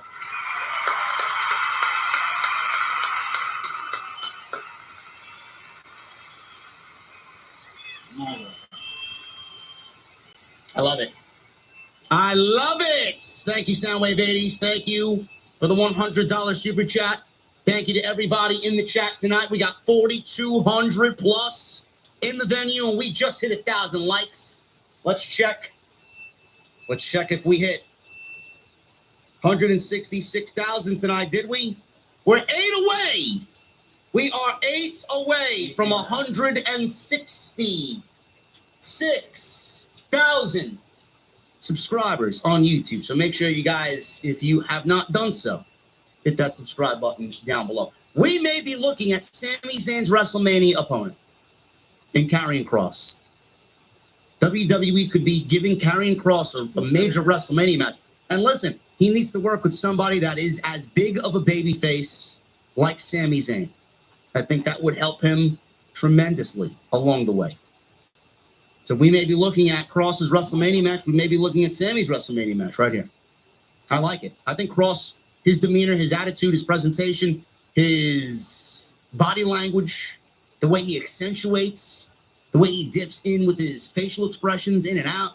He's sarcastic once, and then he dips into this smiley version of himself, and then angry. He's fucking great. I hope this is really what takes him to the next level. So we'll see. The New Day. They made their entrance with new graphics and new theme music. I'm not sure how I think about it yet. Not a big fan of the theme music, but the graphics and the color on their ring gear is fantastic. Rhea Ripley. She was backstage and she crossed paths with Io Sky. She said maybe she'll see her at WrestleMania. Liv all of a sudden attacked Io. Rhea Ripley made the save. Raquel attacked Ripley, and then they both ran away laughing. So we'll see what happens there. Rey Mysterio and Dragon Lee versus The New Day. Tag team action here on Monday Night Raw. Logan Paul entered. He's out there and he sits by commentary. Why? Because he's wrestling Rey Mysterio next week in a Elimination Chamber qualifying match. Gee, I wonder who's going to win that one. Logan Paul entered to his music about 3 minutes in. Fans booed him, obviously. He got a "fuck you, Logan" chant, which I love because it's not bleeped out. I love a good "fuck you" chant. So, Michael Cole said Paul has a chamber qualifying match against Rey Mysterio next week. This distracted the LWO. Kingston used Dragon Lee's mask to yank him off the top rope. Rey turns his back to watch Logan Paul walk out. You know, it's amazing. You know, Solomonster coined dumb babyface syndrome, right? How long has Rey Mysterio been around? Gotta be, what, 30 plus years. The guy is distracted by somebody's theme music. Somebody's theme music goes off. Like fucking Tim the Tool Man Taylor on Home Improvement. Turns around. The fuck you turning around for? Just somebody walking down the aisle, man. Everybody usually gets distracted. Turns his back completely to watch Logan walk out. Woods shoved him off the steps and into the barricade. So we speeded up. Rey made a hot tag after the break. Woods saved Kingston from a 619. Rey hit Kingston with a seated senton outside. Logan Paul got in Rey Mysterio's face. So Rey shoved him, and he landed on his ass on the outside. He also threw Kofi Kingston into the steel post. Dragon Lee then gave him a fucking ridiculous head scissor takedown, Hurricanrana over the top rope and on to the floor outside. Kingston distracted the referee. Logan Paul saw an opening and he yanked Rey out of the ring and slammed him face first on the mats in front of the commentary table. He threw him back into the ring. Kofi Kingston distracted the referee long enough to get Rey up in a Trouble in Paradise and get the 1, 2, 3. There you go. Kim Jong-un says Kofi was dressed like Mega Man. I did not pick up on that. If that was the case, I love it. Love me some Mega Man. New Day win. I don't know where they're going with the Big E stuff. I mean, it was just all of a sudden, I mean, their momentum just stalled. And after that, you'd think they'd have some solid plans for them. I don't know what they do going into WrestleMania, but I would not be shocked and I would not be opposed to the New Day versus the Viking Raiders or the War Raiders. Still calling them the Viking Raiders Experience. The War Raiders at WrestleMania for the WWE Tag Team titles. I think that is probably where we are headed for sure. Michael Cole gave us an update on Roman Reigns. He says they could only share what Reigns would allow them to share. So they didn't really even give us a medical update on Roman Reigns. All they said is that he'll be out for the foreseeable future. Well, Roman Reigns, man, he's got the greatest schedule in WWE history. Guy takes off every WrestleMania, after WrestleMania up until SummerSlam. He takes off for several weeks in between shows. He only wrestles at the major shows. Showed up at the Royal Rumble. Now he's going to be out until after the Elimination Chamber. Who's got it better than Roman? I'm sure Roman is going to be planned for a major WrestleMania match. We just don't know what yet.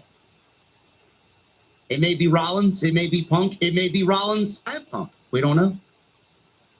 We don't know. It may be Rock. We don't know. Dwayne could show up anytime he wants. We don't know. Kathy Kelly interviewed CM Punk. Punk said the silver lining from last night is, sure, I got the Elimination Chamber as a way to get to WrestleMania, but the real silver lining is that last night, neither Rollins or Reigns won the Royal Rumble. Punk apologized to the fans and to Sami Zayn because he said, I'm going to the Elimination Chamber and I'm going to beat CM Punk. And I have to set my goal for Mania. I put a lot of pressure on myself, and now the pressure is on everyone else. Alpha Academy. They're backstage. McAfee put over Cleveland before we got to the backstage segment, said all their teams stink. Michael Cole reminded him that the Cleveland Cavaliers this year are at least a good team. Alpha Academy. Chad Gable says he's going on an excursion to learn the dark arts of Lucha Libre. Now, I don't know what this means. I don't know who he's going to get taught from. But he says when he comes back, he wants to see Ivy Nile with the Women's Intercontinental title, and he wants to see the Creeds with the tag team titles. I doubt neither of these things will happen, and he will come back disappointed. But he said he's going to go on excursion, a journey, to learn the dark arts of Lucha Libre. I don't know what the dark arts of Lucha Libre are, but could this be an introductory return for Aleister Black? Is he going to learn from Aleister Black the dark arts of Lucha Libre? I don't know what Malachi or Aleister Black knows about Lucha Libre, but it could be him. It could be Aleister Black's return to WWE. I don't know. We don't know. Who else is a Lucha Libre that is a dark Lucha Libre wrestler? Who is he going to go seek guidance from? I don't know. No clue. They aired the Royal Rumble clip of IShowSpeed assisting in the elimination of Otis and then getting killed by Braun Breaker with that spear. I still laugh at the spot. That was one of the best celebrity spots in Royal Rumble history. WWE, good on them for utilizing him in that way. I mean, kudos to him, too. I don't get the content creators of this generation. I mean, it's a young man's game, I guess. I don't really get it. I do what I do to the best that I can. I just don't understand who watches this shit. I don't care what he does. I don't know why people care what he does. I think the content is cringy. I don't know why everybody cares about someone else's life and the way that they live it. I don't know. I don't even know how he blew up. All I know is this clip did 300 million views in less than 24 hours on WWE social media. Oh, but why did they put our show Speed in the Royal Rumble, JD? Now you know. Now you know. You know, it's funny. WWE is going for the youth. They're going for what's hot. They're going for streamers and rap artists and people that kind of speak to the younger audience. Meanwhile, on the other show, you got the fucking clown himself using Costco guys. Double chocolate chunk cookies. Meanwhile, this fucking idiot is going on his TikTok wearing everything but the AEW world title. This guy was shown on a video last week wearing a WWE replica championship as he watched his son open up baseball cards. Didn't Tony Khan fly you on the private jet to the Dallas Cowboys playoff game? Or Dallas Cowboys game during the season? Didn't Tony Khan fly you to the Hammerstein Ballroom to hype up AEW Collision and Dynamite at the Hammerstein Ballroom? Didn't Tony Khan give you several precious minutes on his television show so that you could wrestle QT Marshall? That's how we repay Boss Man. Double chocolate chunk cookies. They got the Costco guys, and they got the fucking Rock and Roll Express. It's like their attitude is to get older instead of younger. Rock and Roll Express, Dory Funk Jr., or whoever else the fuck they're mentioning. I mean, are we fucking kidding me? Clearly, there are levels to this shit. It's like their mission is to get older, not younger. Oh, but AEW is the alternative, JD. Yeah, what, the alternative for what? The old age home? Minor. I can see now AEW on in the old age home on the old age homes with the fucking 90-year-old guy pulling out his dentures. Can I get some chicken noodle soup? Fucking ridiculous. Adam Copeland, Jeff Jarrett, Chris Jericho, Bobby Lashley, Shelton Benjamin, all elite retiring home. Oh my goodness, man. Gee, I wonder why their ratings are in the fucking toilet. Hey, nurse! Can I have the vanilla pudding? That's the audience that they're appealing to now. That's the audience they're appealing to now. Hey, nurse! Can you put on Wheel of Fortune so I can go to sleep at 6:30 p.m.? That's the audience they're appealing to now. Yeah, that's my mom. All elderly wrestling, says Hidden Network. Yes, absolutely. Absolutely. Empty arena wrestling.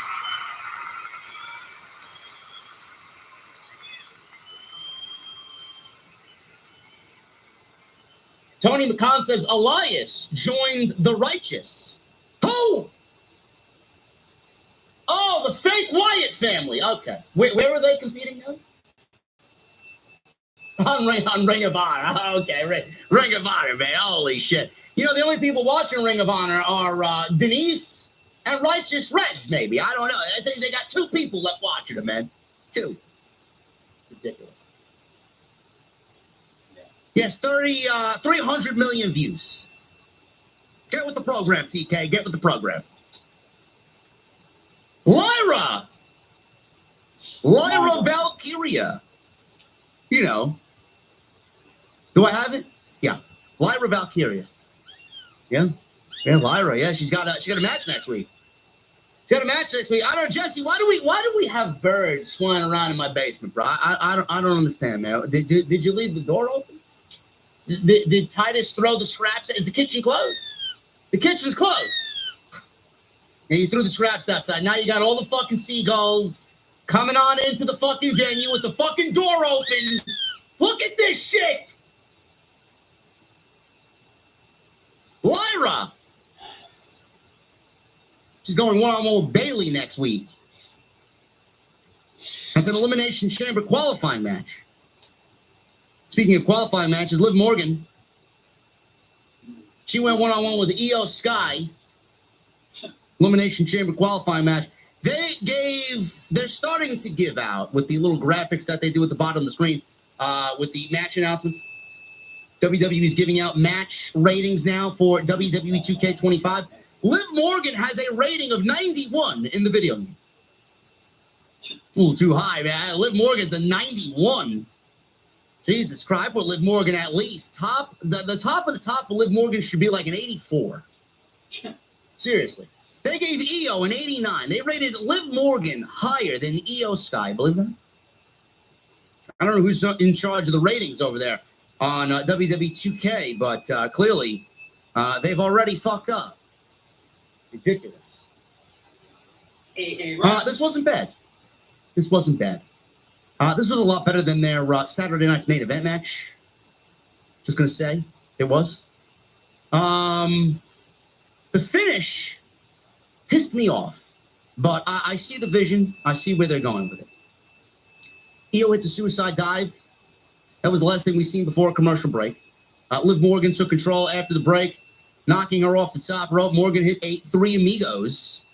Sky came back with a big knee strike. Then she hits a big missile drop kick, double foot stomp for 2. Liv Morgan hits a backstabber. Michael Cole said that she was taught this maneuver by Carlito, as that is his finishing move. Sky went up to the top, but Rodriguez distracted, which allowed Liv Morgan to knock her off.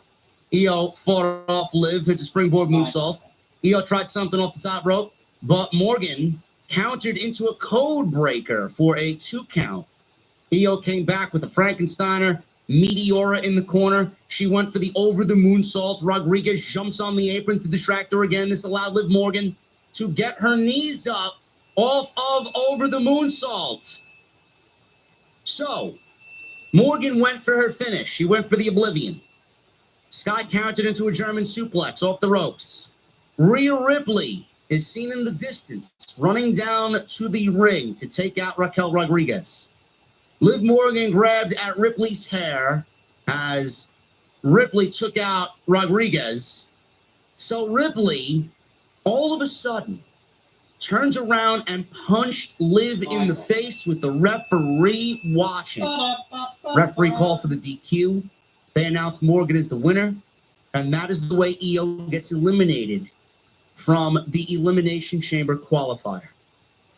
Ripley tried reasoning with Io. Io says she ruined her spot in the chamber. She ruined her WrestleMania dream. And she left after Rhea Ripley wanted a hug or a handshake, and she shoved Rhea Ripley away.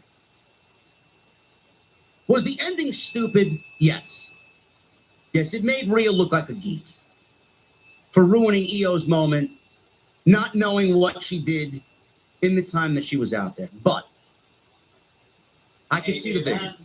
WWE is playing up that Rhea is so pissed still with Liv Morgan, and Liv Morgan and Rodriguez are such a fucking problem that Rhea's anger got the best of her, and she ruined an opportunity for someone that she respects by accidentally hitting Liv Morgan. Now, it did look geeky.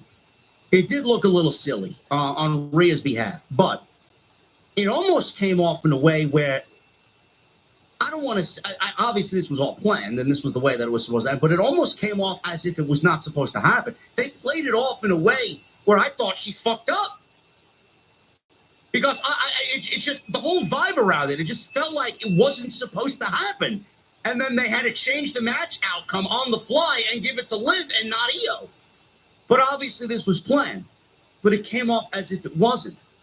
So I can appreciate that aspect of it. I don't know if anybody else felt the same way. Maybe it's just me. But I felt like it was done so well, even though it made Rhea look like a geek, it came off in a way that it wasn't supposed to happen and that she did it accidentally and she didn't really mean to do it. But Io left, and they are on rocky terms right now. What this is probably going to lead to is, well, John Cena is in the men's. He's already announced for the men's. CM Punk announced against Sami Zayn tonight. He won his match. He's in the chamber. We can kind of see where they're going with the men's chamber. I don't know if there's going to be a last chance qualifier for the men, but it looks like the women might have a last chance qualifier, and it looks like Io may get in to the Elimination Chamber at the very end and then get a second chance. Hopefully she wins the chamber, and hopefully they get Io and Rhea Ripley at WrestleMania. Io and Rhea Ripley are together on TV in the same segments. They got the same problem. This is not the first time that it's happened. The last time it happened, they met on an ending of Monday Night Raw, and they both held up the championship as if we were going to get this match. Now, that happened before the December 14th Saturday night's main event when Liv and Io went one-on-one on Long Island at Nassau Coliseum. WWE, to me, is absolutely setting up Rhea versus Io at WrestleMania. So I think I'm confident in saying that that is going to be your Women's World Championship match at WrestleMania. I do think Io advances in a last chance qualifier. I do think Io wins the Elimination Chamber, and I do think Io goes on to WrestleMania to wrestle Rhea Ripley. Whether she's a babyface or a heel, I don't know. Anything could happen on the road to WrestleMania, but I do think that we are set in that.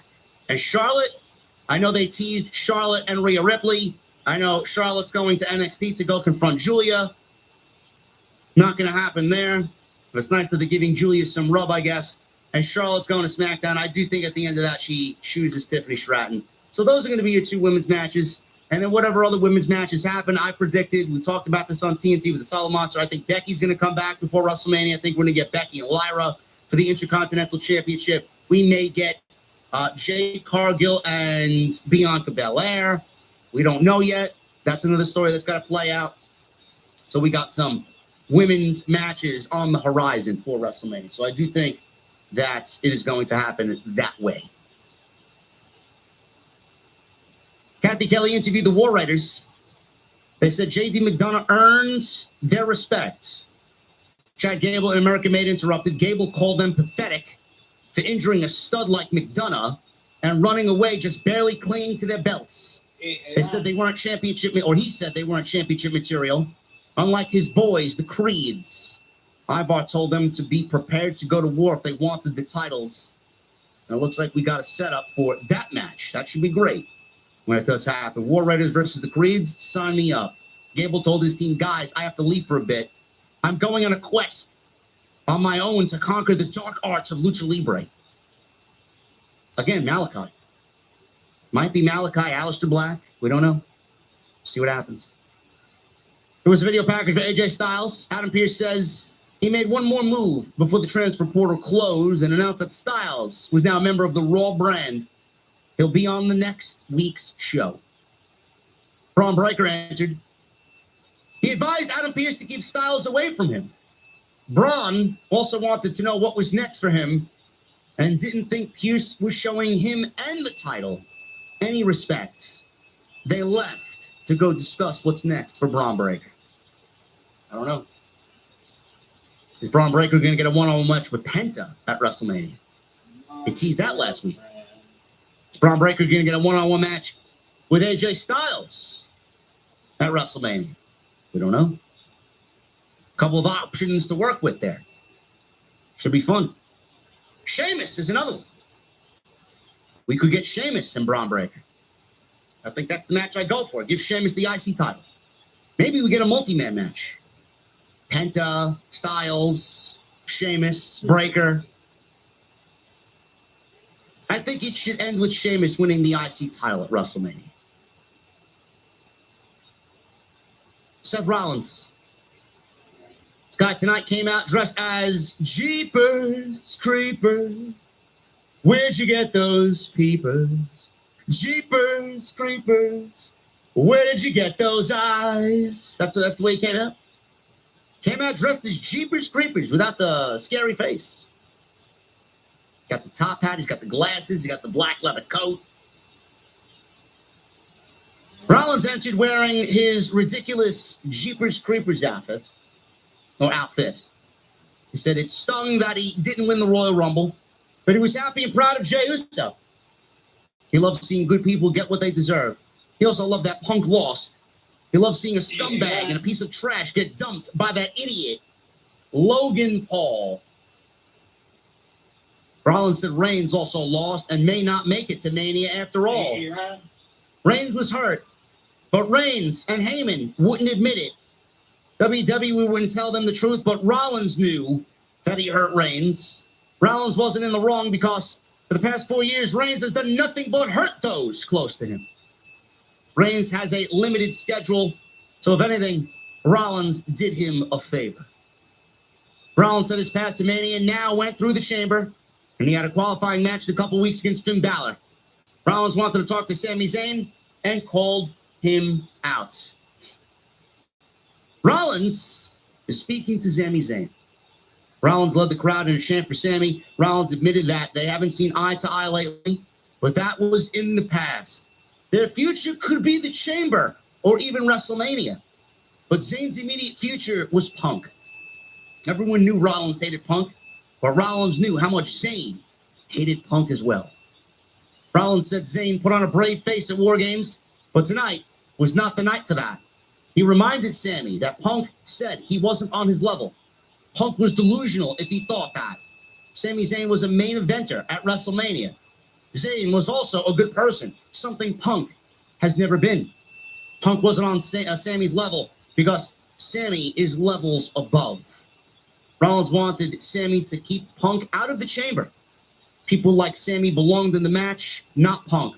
Put his WrestleMania dream in the dirt for good Hey, Rod. and come fight me in that chamber. Rollins left. Punk's music hit. They met in the aisleway, and referees were out there to separate them almost immediately before they started exchanging fists. Rollins continued to the back while Punk went to the ring to go wrestle Sami. Now, I thought Rollins was going to come out of the Royal Rumble being a heel. He attacked Roman, who is the OTC, who gets cheered now because he won the Ula Fala back and he conquered the Bloodline 2.0. He curb stomped Roman Reigns into oblivion on Saturday night. And obviously, he attacked CM Punk, who's a babyface. Seth Rollins gave these fans every reason to fucking boo him out of the building tonight, and they did not. So what does that tell you? What does that mean? I don't know. By now, we're in this limbo. Is Rollins going to go heel, or is he going to stay babyface? I don't know. To me, he works better as a heel. To me, after everything that we saw at the Royal Rumble, I do think he should be a heel. I think he needs a fresh coat of paint. He needs a new attitude. He needs a new character tweak. He needs to be a heel. I think that's where they're going with it. I hope so anyway. My girlfriend. We don't know exactly what the match is. Right now, they want you to believe it's Rollins and Punk. Again, the Elimination Chamber is going to be unpredictable. It could go either way. It could be Rollins. It could be Punk. It could be Cena. We don't know who's going to be in it. We don't know. So we'll see. But it could be Reigns and Rollins, and then we get Punk and Cody. It could be Cena and Cody, and then we get Punk, Rollins, and Reigns. I don't know which way they're going. Out of the two, I would prefer Punk and Cody and then Rollins and Reigns. I think both are absolutely mega WrestleMania matches. I mean, the history between Rollins and Reigns is a WrestleMania match in itself. And then you got Punk and Cody, two of the biggest stars in the company. Number 1A and 1B, or in this case, Punk, I think, is 1C. Still, it's a mega WrestleMania main event. I don't know which way they're going to go. Again, on today's video, I lobbied for McIntyre and Reigns. I think that would be a WrestleMania match. Yeah, it's happened before. Yeah, it's the story that's going on right now. It's not as much history as Reigns and Rollins, but I think that would work great if they wanted to do that. Right now, the rumor is McIntyre and Damian Priest. I don't know who's going to get excited about that. Sure, they have a little bit of history. Who cares? It's not McIntyre's mission statement. His mission statement is the bloodline. He's took out everybody in the bloodline but Roman Reigns. So how are we going to get McIntyre to Reigns? I don't know. I would have listened. I mean, it's a mock card. I talked about this earlier. McIntyre and Reigns. Then we do Punk and Cody. No, actually, no. I'm sorry. Scratch that. We do Punk Rollins, McIntyre Reigns. You can do Cody and Randy, and then do Sammy and KO. It's probably not the way that they're going to go, but if they wanted to go that route, they could certainly do that. Again, I don't know. The Chamber should reveal everything, honestly. You know, Royal Rumble was step one. Chamber is going to reveal everything. You're going to know where they go, for sure. Right now, I'm leaning towards Punk and Cody. I think that's going to be the main event. I'm not even booking The Rock. I'm not even putting Rock in discussion. Punk and Cody looks to be your main event for WrestleMania.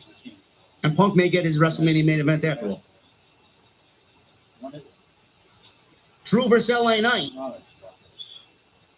Listen, they could do Drew and LA Knight. I have no problem with that. I don't know where that fucking comes from. If that materializes from what we saw at the Rumble, sure. Is McIntyre better than that? Sure, he is. Do they do Damian Priest and Jacob Fatu? Where is Solo Sikoa?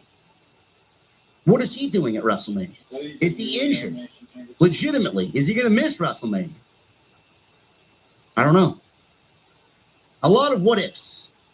A lot of question marks. Cena's getting Logan Paul. Cena is getting Logan Paul at WrestleMania. You might not want it. You might not like it. You might not believe it. It's going to happen. I do not think that they're going to give John Cena the WrestleMania main event, nor should they. I have stood firm on that decision. I'm going to stand on that hill and fucking plant my cap in that fucking mountain. I'm not giving John Cena the WrestleMania main event. I'm not. Logan Paul is his opponent. We're going to talk about Randy Orton in a second. CM Punk and Sami Zayn, Elimination Chamber qualifying matches. We had two of them tonight. This is the last one. Zayn hit a superplex ahead of a break. He came off the top rope. Punk caught him in the midair with a drop kick. Obviously, two baby faces here, so the fans were split. Simultaneous cross-body attempts. Another commercial break. Sami Zayn hits a big DDT. Zayn wasn't able to make a cover because his elbow, he was selling his elbow. Punk worked on the elbow earlier, and he was selling his injured elbow. Punk avoided a Blue Thunder Bomb and hit a kick to the head, followed by a shoulder tackle and a running knee. Sami Zayn countered a Bulldog into a Blue Thunder Bomb, which looked fucking great. 2 count. Zayn avoided another tackle. Punk went shoulder first into the post. Punk kicked out of a cradle and applied the Anaconda Vice. And Sami Zayn got to the rope to break the hold. Punk hits a knee strike, taunted Zayn, telling him to look at the Mania sign. Zayn tried to catch him off guard with a haluva kick. Punk saw it coming, moved out of the way. Sami hit the turnbuckle. He went for a GTS. Sami countered into a small package for a near fall. Zayn avoided the GTS again. Hits an exploder in the corner. Zayn again set up for the haluva kick. Punk caught him with the GTS, running into the corner. Got the GTS, 1, 2, 3. And Punk is now in the chamber. At this point, my Netflix, I'm assuming yours was as well, was glitching like fucking crazy. No, this is not the Wyatt 6. They moved to Friday Night SmackDown. The screen was glitching like crazy. Punk looked up at the Mania sign. And I'm glad it kind of stopped for us to see what happened next. Kevin Owens showed up. Sami Zayn and Punk shook hands at the end of the show. They made it seem, as the way Punk walked away, that Sami Zayn was going to attack CM Punk. That did not happen. Out of nowhere, Kevin Owens, obviously still showing the fatigue and the injuries from the match on Saturday with Cody Rhodes, which was fucking great. He had this fucking gash on his eye, still looked like he was beat to shit, blasted Sami Zayn out of nowhere from behind. Zayn bumped into Punk, who fell out of the ring.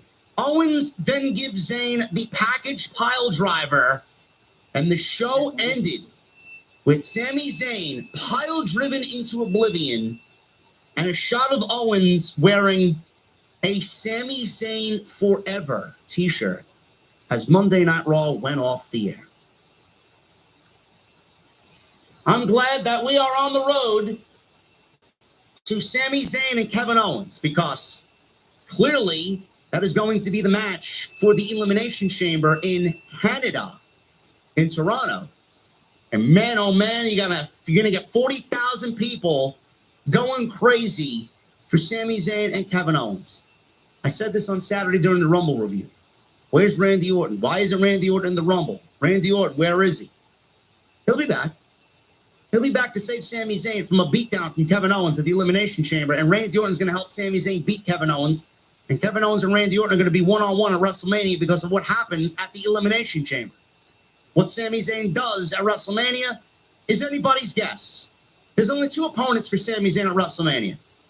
It's either Seth Rollins or it is Karrion Kross from what we've seen on TV.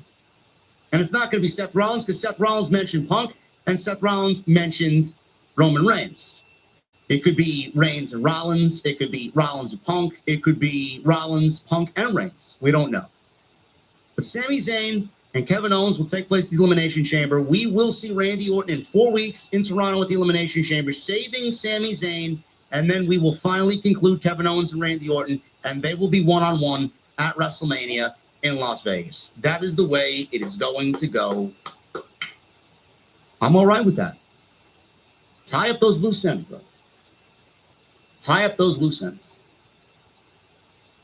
I thought this Monday Night Raw was very good. Wasn't, oh my God, it wasn't the best show ever, but it did what it needed to do. We got some chamber qualifying matches. We got them. We got people in the chamber. We got women's drama happening with Rhea Ripley and Io Sky. We got Rollins cutting a promo, giving you a glimpse into where his mindset is at. John Cena announced the Elimination Chamber. Kevin Owens attacking Sami Zayn. We got some big storyline implications here. I thought it was a very good show that forwarded what we need going into the chamber and giving us another little glimpse, just a little bit, smidgen, an eyelash look into WrestleMania. So that's what is happening on Monday Night Raw. I thank you guys for joining me here on this Monday night. We got upwards towards 4,300 people in here on a Monday night. Thank you guys very much. We're going to get into your super chats in just a second. But as always, I want to make sure you guys are aware that we are concluding our Royal Rumble pool. Our Royal Rumble pool has concluded, and we are going to draw the winner. I have everybody listed here. I have everyone listed here, bruh. All these names, all these entries. Oh my goodness. Are you guys ready? We're going to choose 3 winners. As soon as I hit start, we're going to find out who is the winner or winners of the OTS Royal Rumble pool. You guys will get some cool off-the-script merchandise. I think I have a drum roll somewhere. Jesse, do we have a drum roll somewhere, bro? We got to cut Doc off. We got to cut Doc off. Do we have a drum roll? We do. There you go. Who is it? Oh, we got a countdown. Let's do it again. Who is it? Whoa! Chris Barcenas, Jason Barker, and Tommy Brannigan. Holy shit!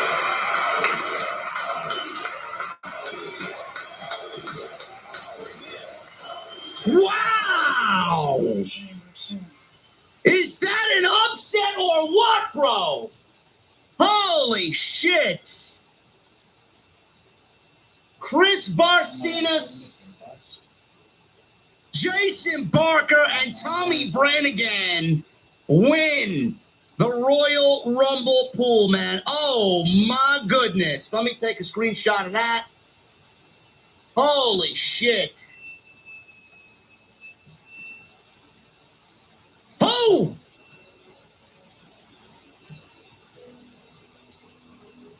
That is crazy, man. That is crazy.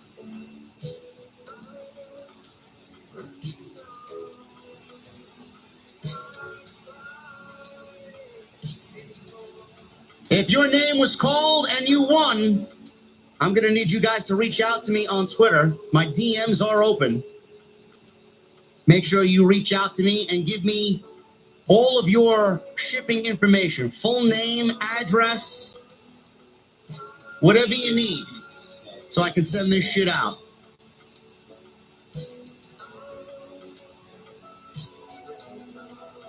If they don't answer within 5 minutes, new winner. Citro, your name was not called, bro, okay?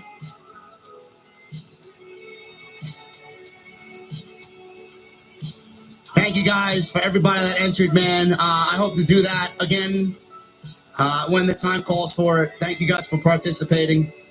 And I will hopefully get the winners reaching out to me very soon, man. Let's get into the Super Chats. Actually, you know what? Before I get into the Super Chats, I got to shout out my sponsor for tonight's show. Tonight we are sponsored by my great friends over at Blue Chew. BlueChew.com. Code JD at checkout. Make sure you guys use that code JD at checkout for your free sample. All you got to do is pay the $5 shipping and handling. You guys are probably wondering, does Blue Chew work? Of course it works. If you're asking that question, Blue Chew wants to show you exactly how much it works. They want to give you 1 month free. Blue Chew is a unique online service that provides the same active ingredients as Viagra and Cialis, fraction of the cost, and it comes in a chewable tablet. Process is very simple. You're going to sign up at BlueChew.com. You're going to consult with one of their online professional medical providers, and once you are approved, you're going to receive your prescription within days. No questions asked, and it's all done online. There's no visits to the doctor's office, no awkward conversations, no waiting in line at the pharmacy behind the old blue hair lady. None of that. And you guys can take them anytime, day or night. You can plan ahead and be ready for your WrestleMania main event. Blue Chew wants to show you that it absolutely works. They told me that's their mission, to give you guys a WrestleMania main event. And they are not going to stop until you win your World Heavyweight Championship. Special deal for everybody tonight, like I said, BlueChew.com. Use that code JD at checkout. Free sample on me, courtesy of the podcast. All you have to do is pay the $5 shipping and handling. Once again, that's BlueChew.com, code JD. And I want to thank them for, once again, sponsoring the podcast right here on Off the Scripts.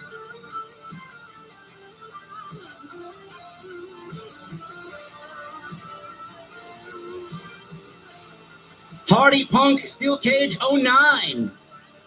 With a $2 Super Chat. Yeet to WrestleMania starts now. Yeet in a bit. JD. And Hardy Punk Steel Cage also says, heel faction swerve revealed tonight. Finally. Ali with a $5 Super Chat. I would have loved to see Jordan Grace versus Rhea Ripley at WrestleMania. Who knows? She may be in one of the qualifiers. We don't know yet. Captain Solo at 43 months. Charlotte needs to start up a GoFundMe to pay for a Brazilian butt lift. Maybe she'll be able to keep a husband. I'm not here to comment on anybody's looks, bro. We don't do that here.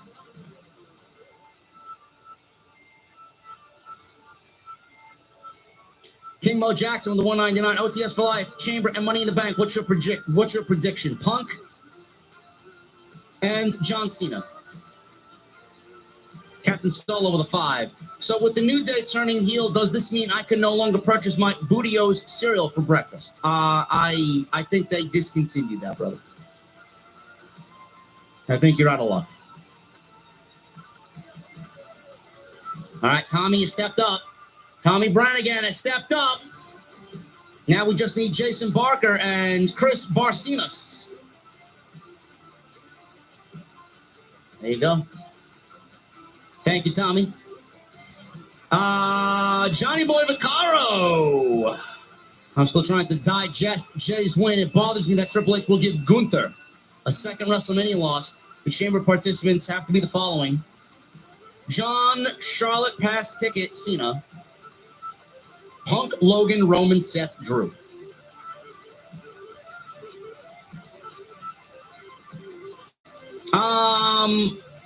Logan, Punk, Cena, and Seth, yes. I don't know who the final two will be. Drew may end up moving to SmackDown. Could be Styles. Could be Styles. Who that sixth man will be, I don't know. King Mo Jackson with a 20. People complain and bitch too much. All this panic for no reason. The story is there. There is more we don't know yet. Calm down. Let things play out.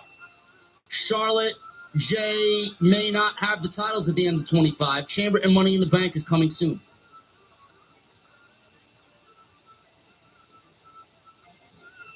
Boots with a $5 super chat. Seth Franklin Rollins cosplaying as Michael Hayes tonight. Yeah. Yeah. It's another one. First thing I thought was Jeepers Creepers. Honestly. King Mo Jackson with a $4.99. Seth Rollins should start an exotic clothing line for bisexuals.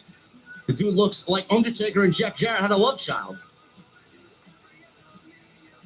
Yeah, at this point, I think Becky is definitely dressing Seth Rollins.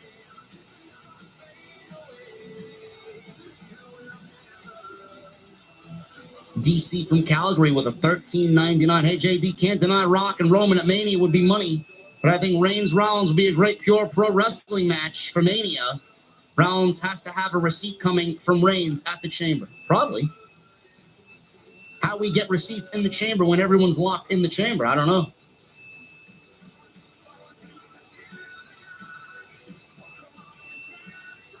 They may be headed for Reigns and Rollins.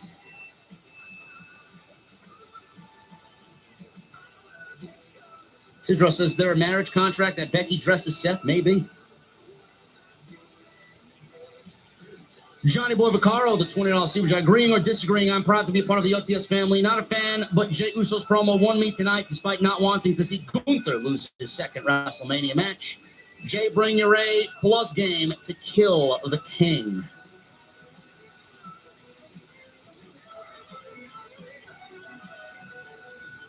Everything's going to be fine, Johnny. Everything's going to be fine. Richie V with a $1.99. That Jey Uso hate didn't translate to TV at all. Of course it did. Most of the IWC are blithering idiots. At least you guys can find solace and trust in me. Susan Grace with a new membership. That's false because Susan has a title belt next to her name. So thank you, Susan, for the recommitment to the LTS VIP section. Tony Brown with a $4.99. Netflix glitch bad, but Liv's crotch is so delicious. Whoa, Tony. Whoa, whoa, whoa. How many shots of Fireball did you have tonight, bro?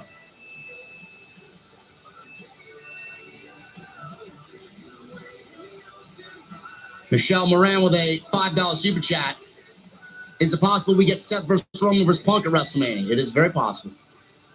And does Sami KO happen at Chamber or WrestleMania? Chamber. It's Toronto. Sami and Cross is a possibility for WrestleMania, yes. Blur the Nerd with a $5 super chat. So Charlotte wins the Rumble, files for divorce, gets booed out of the building, and WWE wants her to be a babyface. Yep. Yeah, that's the way it works, yeah. Charlotte is, it's the whole Charlotte character is so fucking disgusting. It's such a mess. Gary Gordon with a $5 super chat. Do you think Ivar get any backstage heat from McDonough's mishap last week? No. I'll go back and watch it. McDonough, the momentum of McDonough coming off the top rope at the height that he got, it was all McDonough's fault. He's a fucking beast, though. He continued the match and still wrestled with broken ribs and a punctured lung. It's crazy.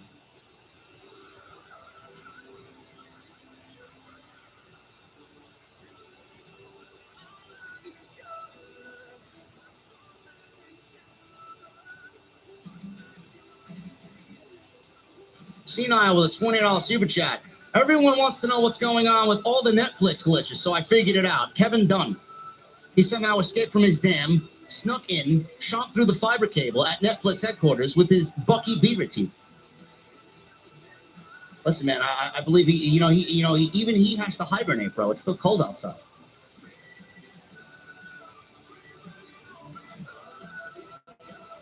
Party Punk Steel Cage 09 with the $2 super chat. Seems like Raw had some electrical issues. Yeah. I heard it was bad weather in Cleveland.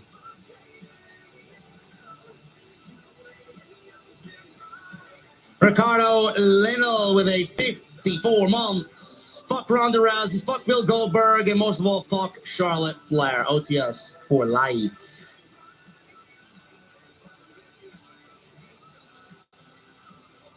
This fucking guy over here, James, here with a 36 months. I'm now in the elite guard of the OTS family. I've attained my strap. To all of my OTS family, I love you all. JD, keep on kicking ass. You got it, brother. I always do. Ricardo with the $10 super chat. Charlotte's firmware update caused all the glitching on Netflix. Get her the fuck off my TV. I agree. On both. I agree on both.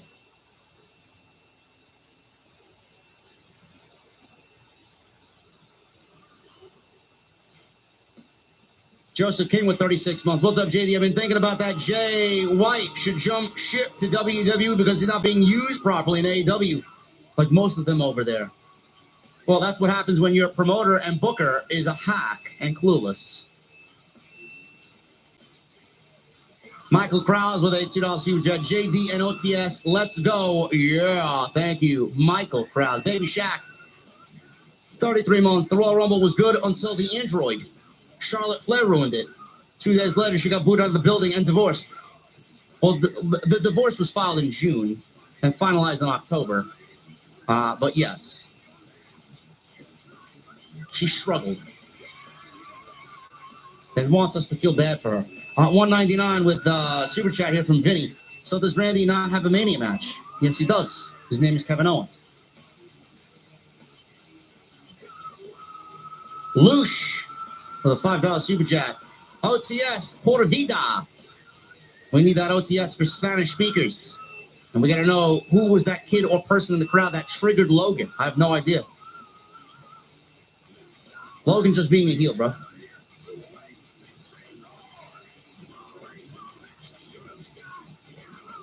Michael Krause, $2 super chat. Late super chat. Get well, Solid Monster. Thank you, Michael.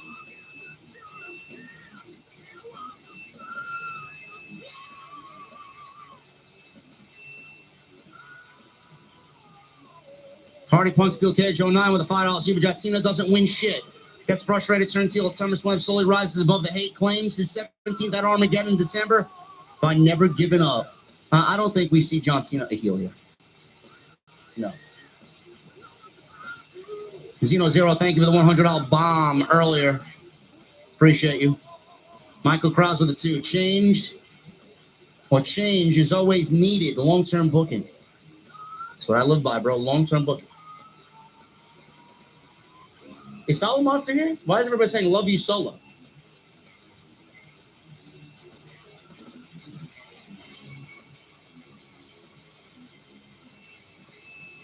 Or is it Captain Solo?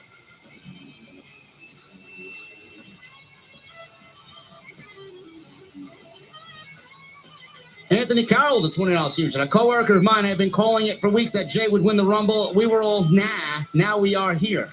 I told him he's picking my lottery numbers. Listen, man. All you got to do is watch the show. Watch the show. Citro with a 5. Moses was the first person to use Control-C as a shortcut. And my girlfriend broke up with me because I listened to Linkin Park. But in the end, it doesn't even matter.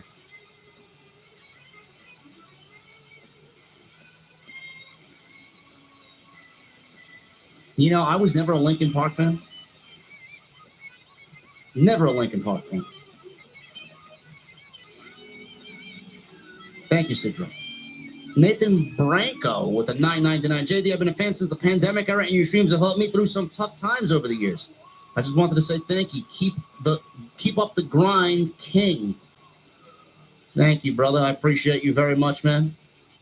And the pandemic era was the first time I actually decided to stream, bro. I was always afraid of streaming. Always afraid of streaming because I didn't think I was going to be good at it. Now there's just no other way. Now there's just no other way. Best in the world, Matt, with a $10 super chat. Everything that Jey Uso has been through the past 4 years has been leading up to this moment. Gunther is a made man, even if he loses at Mania. Absolutely. Everybody was shouting out the monster to feel better. Oh, okay. Yeah, he's probably in dreamland right now. I hope so.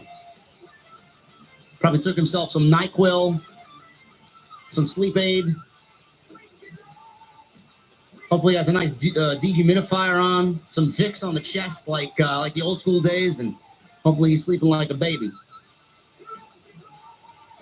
Best in the world, Matt, with a $10 super chat. Everything that Jey, yes, I agree with you, brother. Thank you, man. Cornell Bryan with a $4.99. Spoiler, Jey Uso will give his WrestleMania main event spot to The Rock on SmackDown this Friday. No. The Ashen Chevalier with a new membership. Thank you for the membership, brother.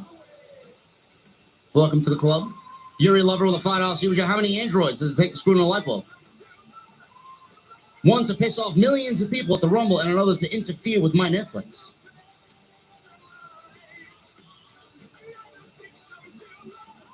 Naheem Quattlebaum with a 5. Tony spoiled the people with dream matches.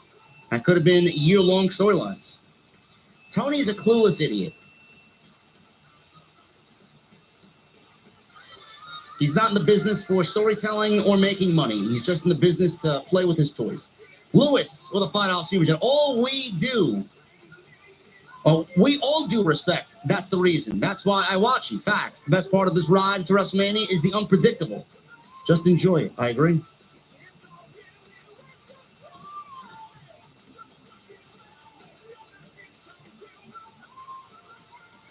Lucky Death with a $5 super chat. Internet marks know nothing, and a wrestling company will never prosper by appeasing them. Main event Jey Uso is an experience, and the people want it. I agree, but everything has a shelf life. Everything has a shelf life. It's now up to WWE to keep it special. The Joker's voice with 4 months. Hail OTS and JD. Charlotte Flair, wrong choice in 2020. Still the wrong choice in 25. EO, glimmer of hope is there. Jameson and Ginger. OTS for life. Thank you, brother. Nothing like a Jameson and Ginger, brother. Ashen Chevalier with a 10. If WWE booked the product for the IWC, the company will go bankrupt in a year or two. A la AEW. Richard Cohn with a 2. No message. Thank you, Richard. The Notorious People's Bean with 3 months. I'm glad you and Jason like the trinkets I made. Get well soon, Jason. Happy birthday to the best of the best of the best. OTS for life.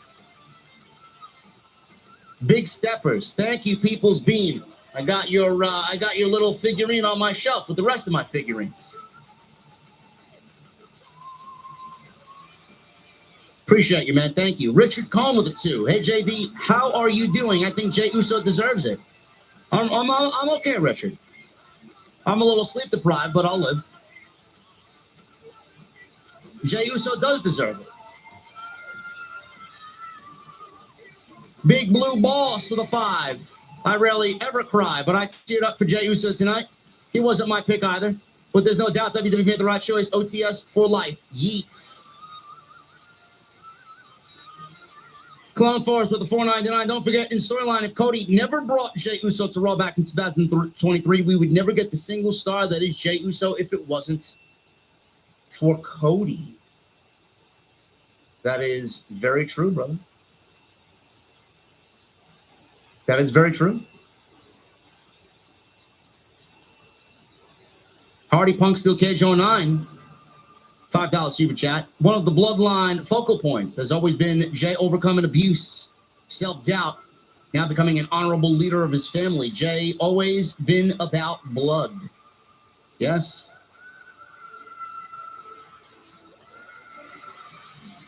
Clone Force 99 with a 199. Prayers for good mic work, JD. What happened to him? What is he dealing with? Everybody's sick. Demeter! Orton can kiss Cody before match like Brandy with a $7.99. JD, thoughts on Owens winning the Chamber, becoming #1 for Cody at Mania? No, he lost already. Zayn returns and finds his way into a triple threat at Mania. A take on WrestleMania 30 and WrestleMania 20. Demeter, sounds comments, but neither is happening, brother.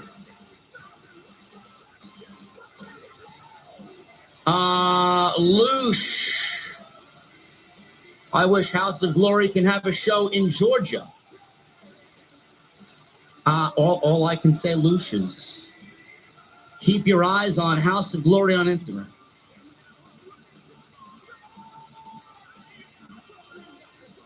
Hologram with 50 months. The big 5-0. Wait, somebody got a birthday coming up in a couple of days, eh? Who could it be? Who? Congrats on an epic week. Thank you, brother.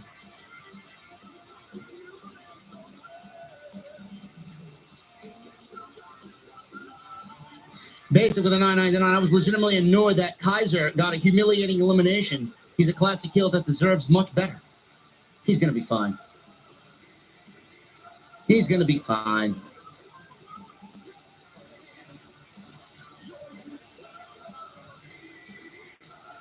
Greg from Good Mic Work has a rare but treatable form of blood cancer. Oh, my goodness. Well, shout out and thoughts and prayers, and a lot of prayers for Good Mic Work. That's awful. Scary. I did not know that.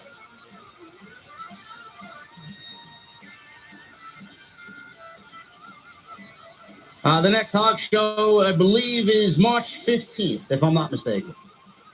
Gary Gordon with a $20 super chat. On the U.S. Open bowling telecast last night on FS1, many mentions of the Royal Rumble were made. And then in a small segment, Mello, Natalia, Tiffany, Nia, and Chelsea interviewed on camera thought Fox was done with WWE. I have no idea.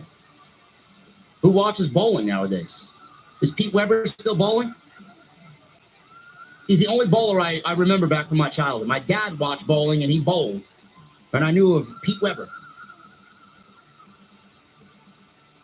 John with a $4.99. Roman Rollins and Punk for night one main event. Unless Punk wins the Chamber, he doesn't fit anywhere else. Royal Rumble spot. Set this up. Yes. Keith Tunstall Jr. with 16 months. Ever since you played The Front by Stryker, I've been obsessed with that song. I have it on my gym playlist now, and I have it on repeat at the gym. You don't say, Keith.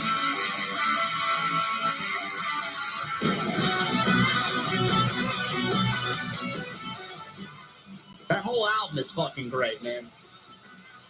The first half is better than the second half, but the whole album is great. And the reason why you're addicted to this song is because the chorus is fucking great.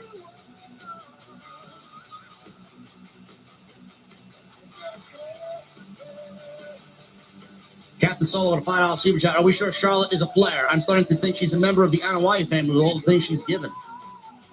Something ain't right there, bro. This infatuation with her is just fucking weird.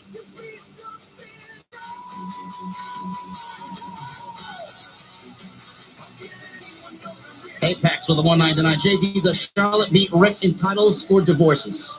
I think she beats both of them soon.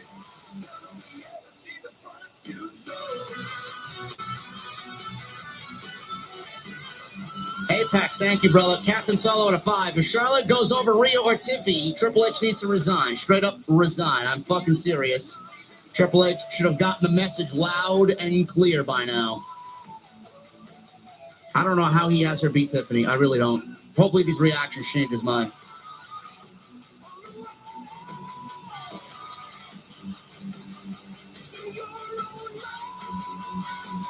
John with a 199. Alexa had a bigger pop than Charlotte. She did. Alexa's going to the Raw brand, according to the last report that I read.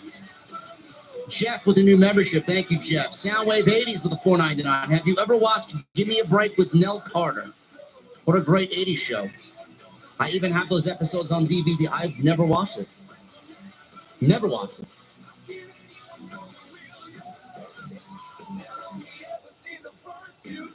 Captain Solo with a $2 super chat. Roman is going to Disney World. Well, he does live in Tampa, so. Nell D with a 199. Bro, what were your thoughts on the hologram vid?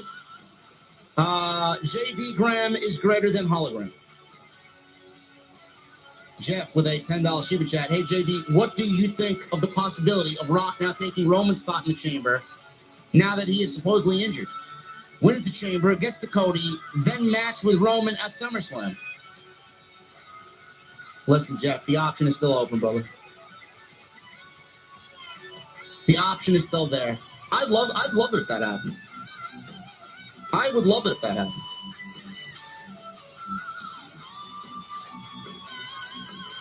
That means we get Cody and Rock, Cena, Logan Paul, Roman, Punk, and Rollins, Randy, and KO.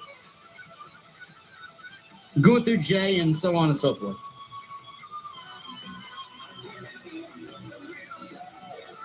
Demeter, Orton can kiss Cody before match like Brandy with a 199. He leaves me a rainbow emoji. Rick Shaw, the Penta mask will not ship until April, bro. So there's going to be a little ways away. It is ordered. I tweeted it out that I did order it. It is ordered. Soundwave 80s with a 99. I should have called Charbog Charborg because she sounds like a cyborg.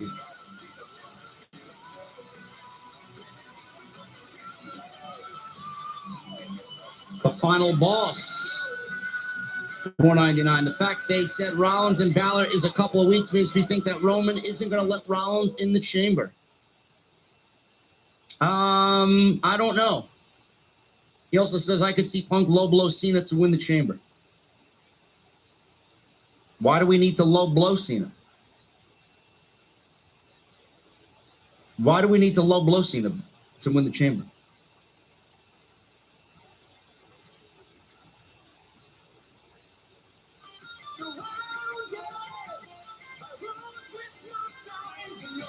Triple M on the $5 super. I hope you're ready for the new D2 season. I got you and Jesse on the new dungeon this weekend, if you want, because I'm clearing it day one. Does anybody know what the exotic is?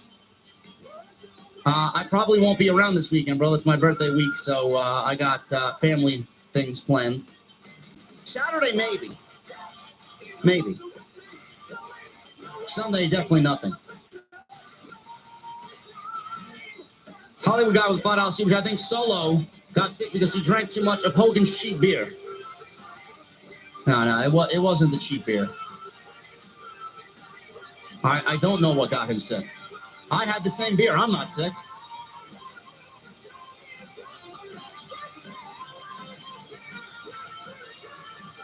Jamil Turney with a 499. So why does everyone have to qualify for the Chamber except Cena, and we won't see him until Chamber? Well, he's got a specific number of dates, number one. And number two, John Cena is like the greatest of all time. So he can do whatever he wants.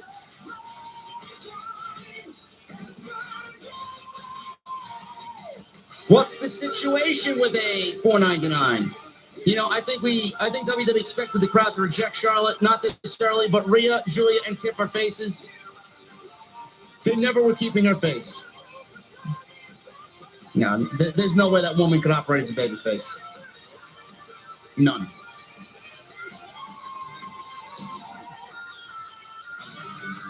My birthday's on Thursday, guys. Let's celebrate Wednesday. Let's celebrate Wednesday.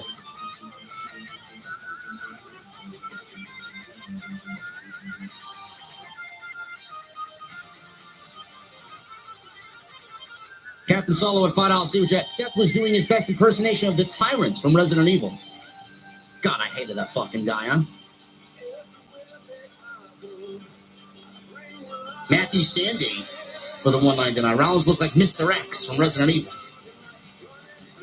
Sue Childress with a $5 Super Chat. I thought Raw was okay tonight, but JD, I want to say thank you for all that you've done, telling the truth in the IWC. You're the best of the best. Thank you. OTS for life. Thank you, Sue.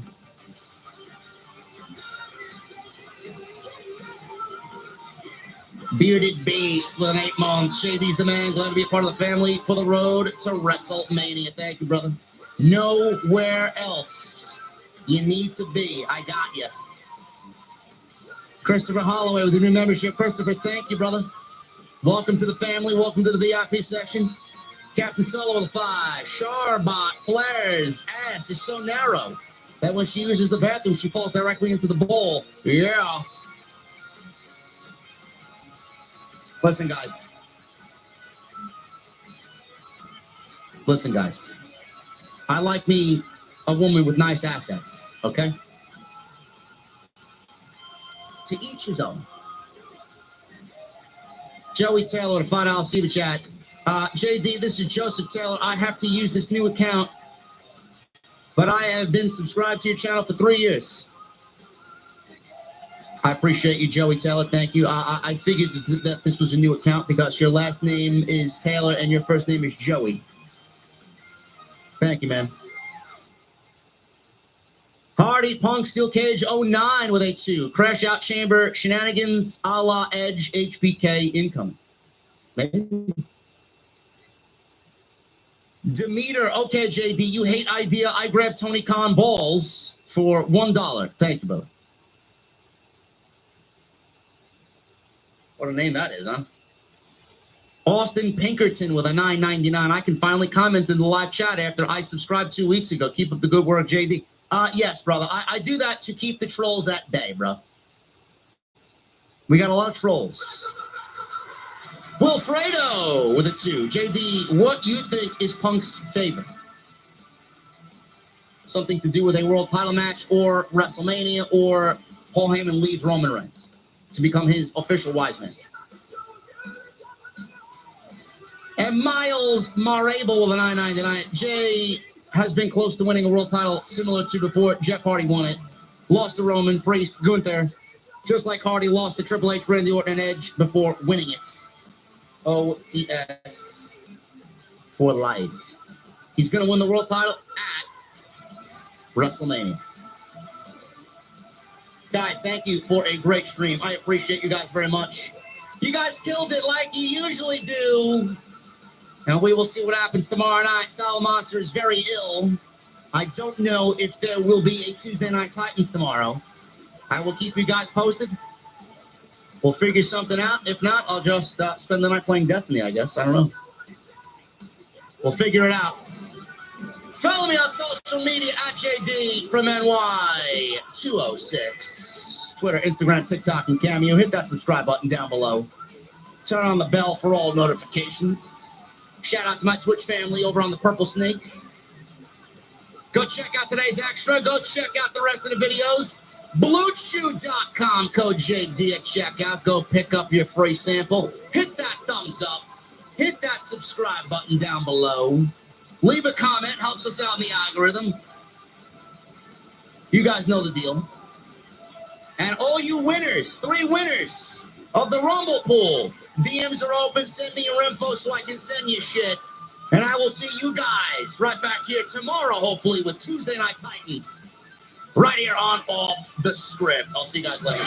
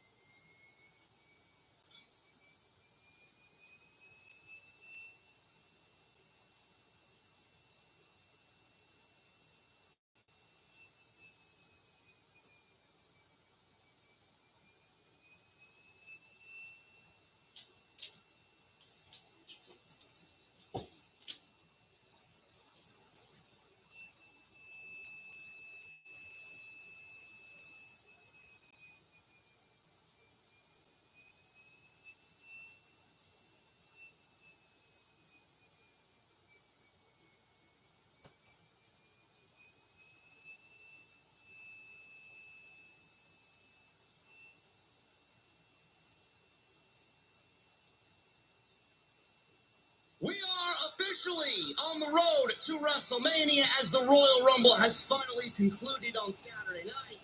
That isn't without fan complaint, though, coming out of the Royal Rumble, as Jey Uso is going on to main event WrestleMania against Gunther as he wins the men's Royal Rumble, and Charlotte Flair wins the women's Royal Rumble, as it is rumored she will be going one-on-one with Tiffany Stratton in Las Vegas. If that's not bad enough, and the fans' complaints over the Rumble winners wasn't bad enough, there is now controversy surrounding Drew McIntyre over his elimination in the men's Royal Rumble. As it was reported, Drew McIntyre stormed out of Lucas Oil Field, frustrated with not only his elimination, but his nothing match planned for WrestleMania 41 in Las Vegas. I got the latest on what happened, why is he so upset, what his match was at WrestleMania, and my thoughts on it all right here today on Off the Script for your February 3rd, 2025. We'll start right at the very beginning. Drew McIntyre got eliminated in the Royal Rumble by Damian Priest. If you guys go back and watch, Logan Paul and LA Knight were also a part of the elimination, but not in the sense of McIntyre actually being eliminated. It had nothing to do with this actual elimination, but if you guys go back and watch, they were in the crossfire of what should have been a much bigger moment for Drew McIntyre's elimination. McIntyre had an issue at the point on Saturday night with a then unknown star in the men's Royal Rumble match. This was first reported by Mike Johnson and PWInsider.com. McIntyre was upset and stormed out of the match and stormed out of Lucas Oil Field. It was reported that something went wrong with the elimination, as once McIntyre got to the backstage area, he was reportedly screaming and cursing that someone had to get their moves in at the expense of a number of stories in the match. It was added that they were told McIntyre pretty loudly stormed out of the building and was gone before the Royal Rumble match ended. Now, Wrestling Observer talked about this, Dave Meltzer talked about this, and noted that the locker room was upset with one star for trying to get themselves over. Meltzer said, I did hear about Drew. The Drew story which Mike Johnson broke, that's just a legit story. Okay, so Drew came back and he was mad about somebody who, because at first it was funny, it came out, you know, I heard it, and then someone goes, it's just a work, don't worry. And then the same person came back later and just goes, oh God, I just figured he was doing that because he was in front of everybody and just said, there's a guy that a lot of people were pissed at in the match with the idea that he was trying to get himself over and not the match over, and he was just doing things. I want to mention his name. It'll probably come out this weekend because it's only one person telling me the name, but it's multiple people telling me that Drew and the Drew thing, he wasn't happy at all. It's not an angle. If they end up doing an angle with the person later, there's no hint of anything. I heard that Drew was not the only unhappy one about the situation. It was nothing that I noticed in the match. I didn't notice anybody trying to show off or anything like that, doing stuff that they weren't supposed to do or whatever.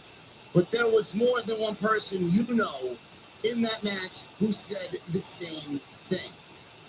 Now, that is according to Dave Meltzer. It's innocent enough. He said he heard something. He said he heard about the situation from a couple of different people, which then takes us to a bunch of other stories. Fightful reported on it. PW Insider followed up on it. And there was an exclusive from the Daily Mail and Lewis Browning of the Daily Mail. LA Knight has been revealed as the wrestler Drew McIntyre was screaming and cursing about for getting their moves in at the Royal Rumble. I'll get back to that in a second. Per Fightful Select, a source indicated that Knight was the subject of McIntyre's frustration. This follows PW Insider's weekend report that McIntyre had stormed out of Lucas Oil Stadium well before the men's Royal Rumble match even finished as a result of a then unnamed wrestler working their spots to the bout's detriment, says Pfeiffer. A new report states that McIntyre was to be eliminated by Damian Priest before Logan Paul's entrance to start a WrestleMania 41 storyline. Priest did end up eliminating McIntyre, but presumably not in the place planned. PW Insider has also published a new report on the McIntyre situation, stating that something went amiss with Drew's elimination. When LA Knight backed up into Jey Uso, Priest and McIntyre as they headed towards the ropes for the spot. Per a report from PW Insider, something went wrong with the elimination, as once McIntyre got to the backstage area, he was screaming and cursing that someone had to get their moves in at the expense of a number of stories in the match. It was added that they were told McIntyre pretty loudly stormed out of the building well before the Royal Rumble match ended, so there are similarities to everybody's reporting here about Drew McIntyre. When Drew McIntyre returned to the back during the Royal Rumble after the kicking and screaming and then him leaving, something went amiss with McIntyre's planned elimination, which was to spark a storyline he and Damian Priest had for WrestleMania season when LA Knight backed up into Jey Uso. The feeling among those spoken to is that McIntyre may have been upset that LA Knight's errant movement killed the drama and momentum of the spot, taking something that was meant to be a big moment and rendering it into something that just sort of happened in a clunky manner, losing the moment that was meant to spark the Priest-McIntyre story. One WWE source downplayed the situation, saying the company can always tweak things in post-production, but acknowledged McIntyre's anger afterwards.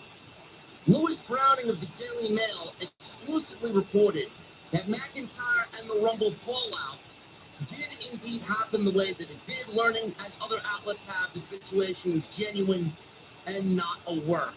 He went on to describe McIntyre's situation seemingly being a nothing match that's planned for McIntyre with Damian Priest, adding that after the most successful year of his career in WWE, McIntyre believes he deserves more of a prominent feud at WrestleMania 41. Now, he did just get, I believe, he is in the move of being transferred. They just moved Priest over to SmackDown from Raw.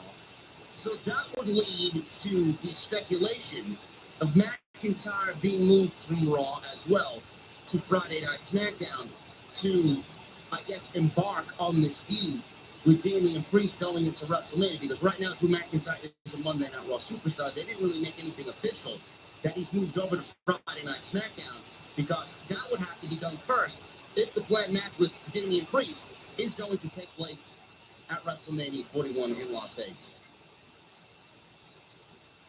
I don't know where to begin with this, but I'm going to start with what I have done this weekend. I watched the spot back several times, and you see Logan Paul enter the match, and he's doing whatever he's got to do. He comes in like everybody usually does, and they get their little shine, and they own the ring for a good couple seconds, and he's playing up to the hard cam, and he's embellishing and showing off and posing, and he's taking his headband off, and he throws it into the crowd. And LA Knight, you see in the distance behind him, just waiting for LA Knight to finish his shit. So when the report came out first this weekend, I'm like, it's got to be Logan Paul. They didn't mention Logan Paul here, and they went on to mention LA Knight. LA Knight waited and waited and waited several seconds for Logan Paul to finish his shit and get his shit in, and then McIntyre and Damian Priest inadvertently bumped into both of these men, LA Knight, Logan Paul, on the way to Priest eliminating McIntyre. It did look clunky, and Michael Cole was a couple of seconds late even calling the elimination. Now, if you're looking at it from Drew McIntyre's point of view, he has every reason to be upset, because not only was he in the feud of the year with CM Punk, he was in the match of the year. It was a legitimate career year, probably the best year of his entire career. It's 2024 And for him to go into the Royal Rumble targeting Roman Reigns and targeting CM Punk and making his mission out to take out the bloodline for what they have done to him over the last several years, and CM Punk because of what CM Punk has done to him in 2024. For him to be eliminated in that fashion by Damian Priest, who has nothing to do with the Drew McIntyre storyline arc right now, going into 2025, if you are Drew McIntyre, you are already pissed at the fact that Priest is eliminating you. Then you get into the Royal Rumble, get Priest to eliminate you, and then it comes off the way that it did, clunky, unimportant. It was just there. Nobody even mentioned it, and it didn't really come off as if it mattered. You're not upset if you're Drew McIntyre. I know I am. Again, I'm not taking anything away from Damian Priest. Damian Priest also had a career year for himself in 2024.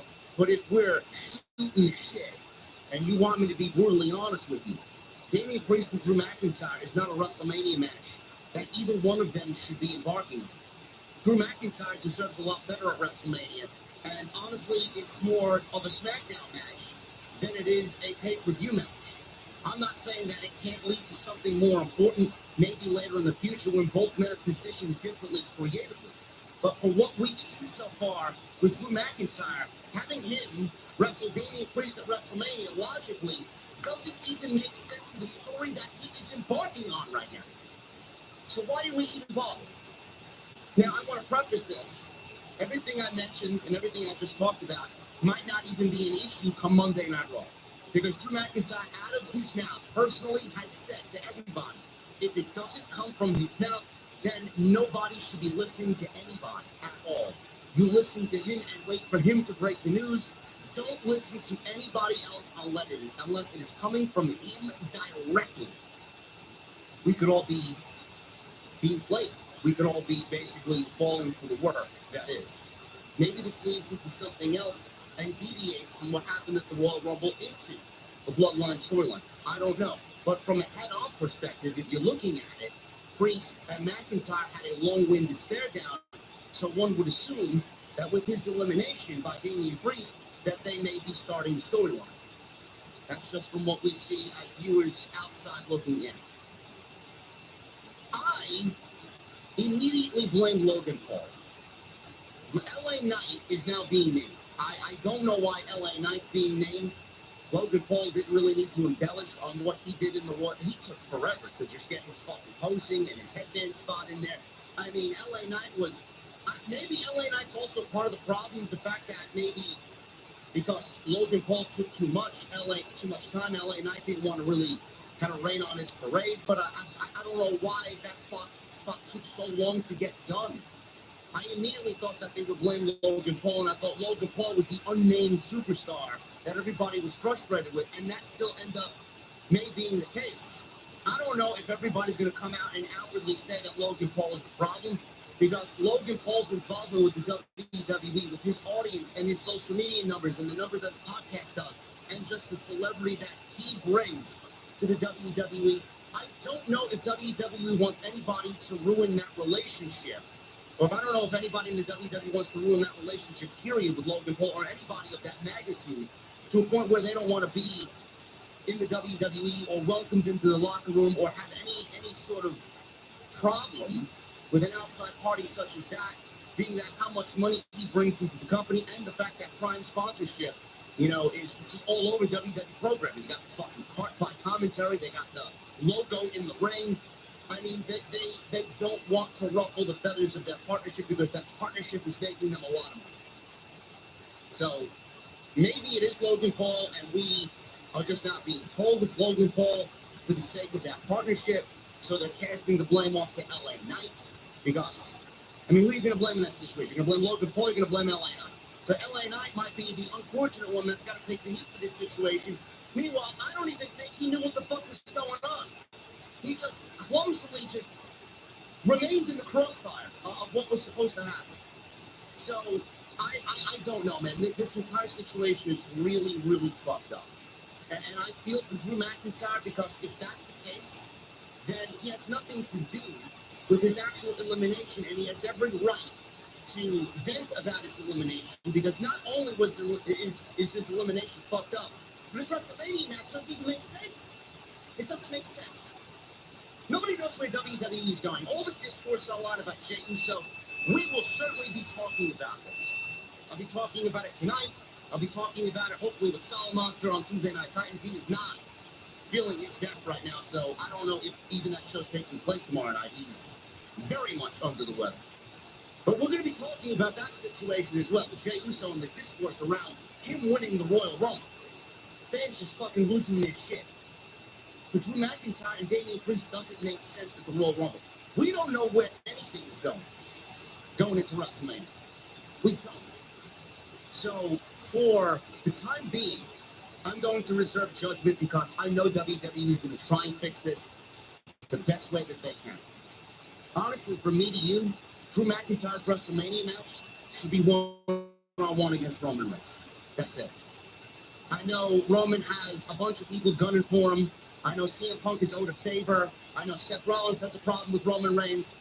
The Rock is always a what-if possibility. At this point, I'm booking everything WrestleMania-wise without Dwayne Johnson involved.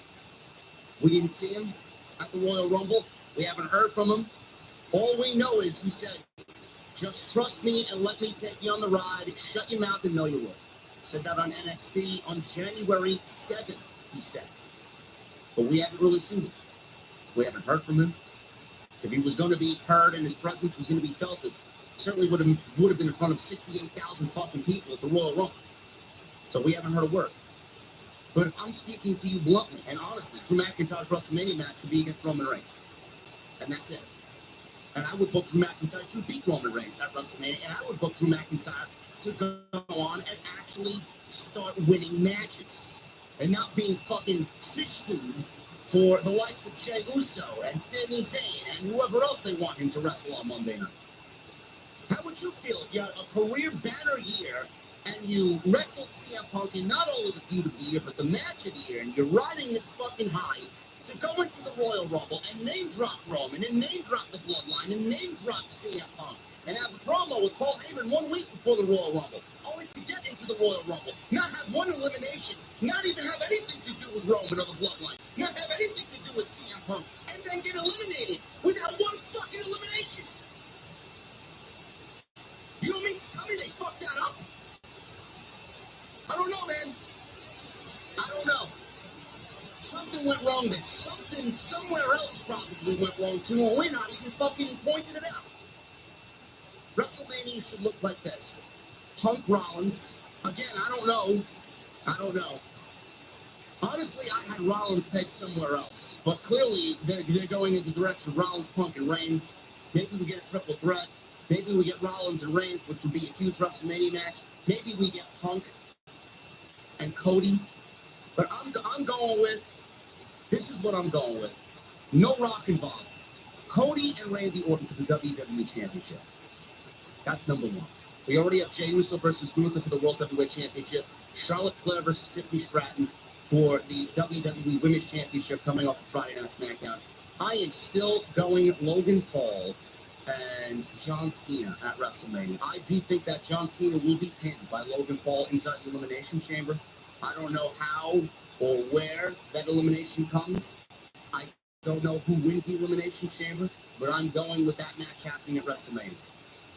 And as far as CM Punk, I'm going him and Rollins. I mean, that is the way to go. That's been the plan. As of last year, that was the plan. And they've only had one match. You're going to end the feud on one match?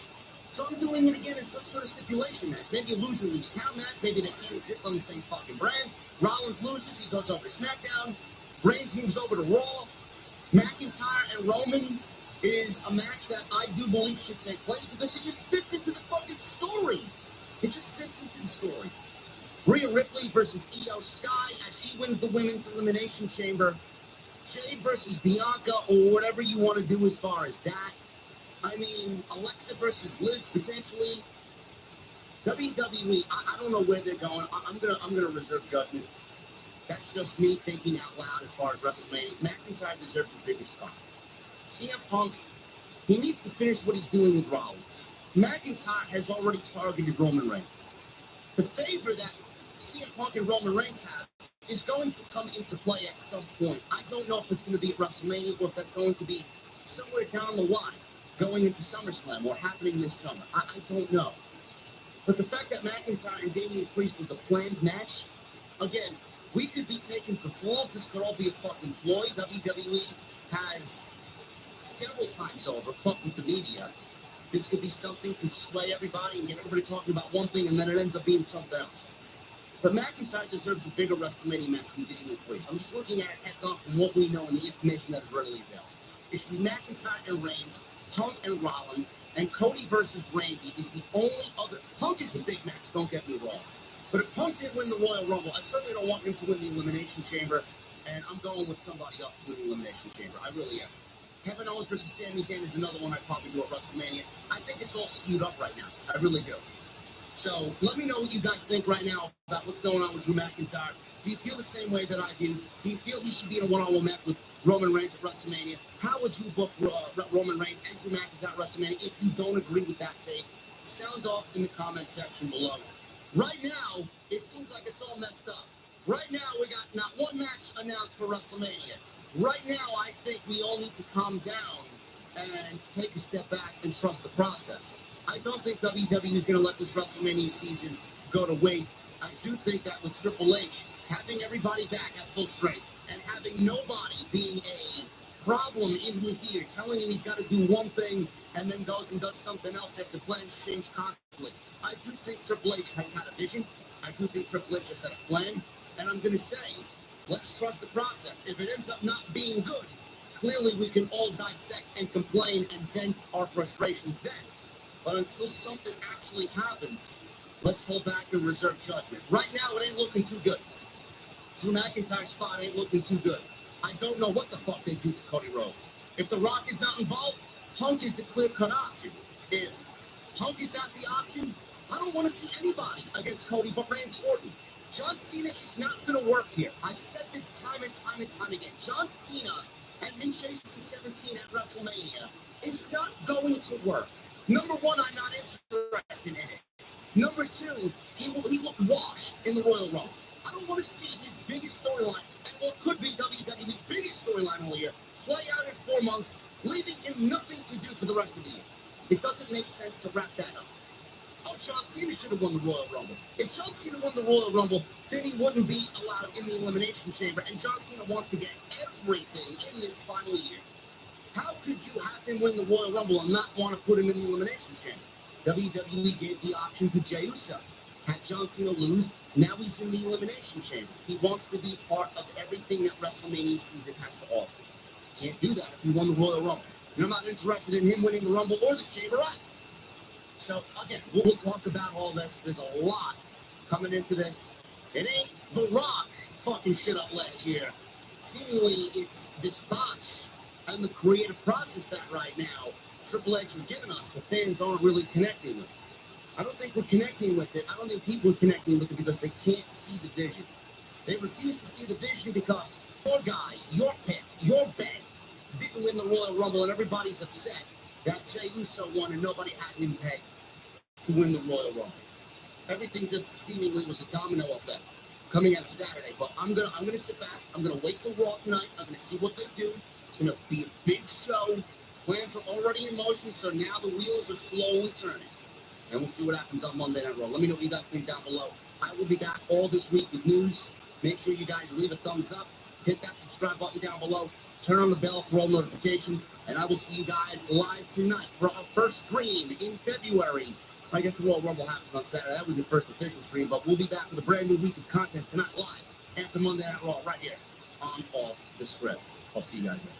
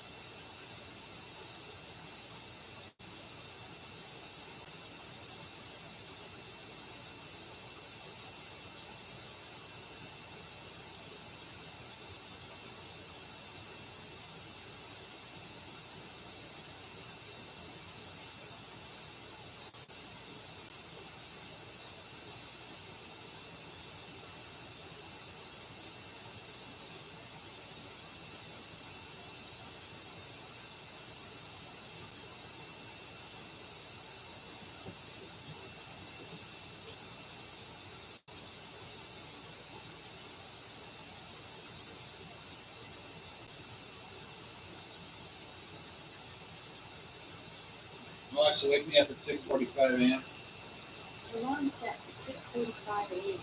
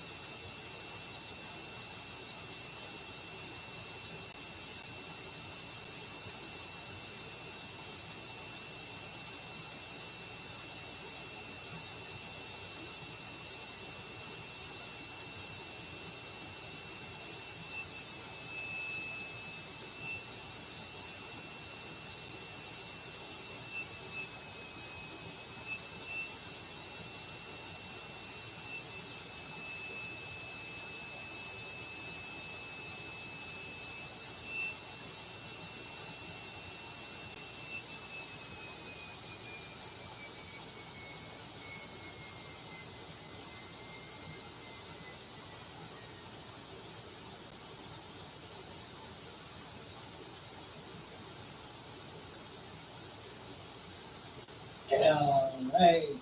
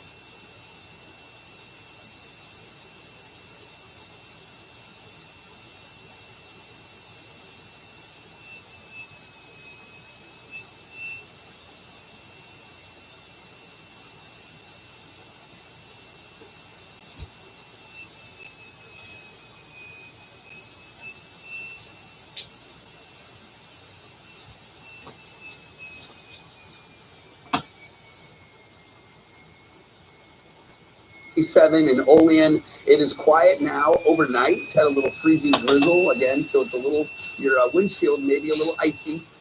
The flow now is from the northwest, which means might pick up a little cool pocket of air, some moisture from the lake, so we could see a quick snow shower at times today. Notice midday, a few of those snow showers moving through as temperatures continue to kind of slide south through the day today.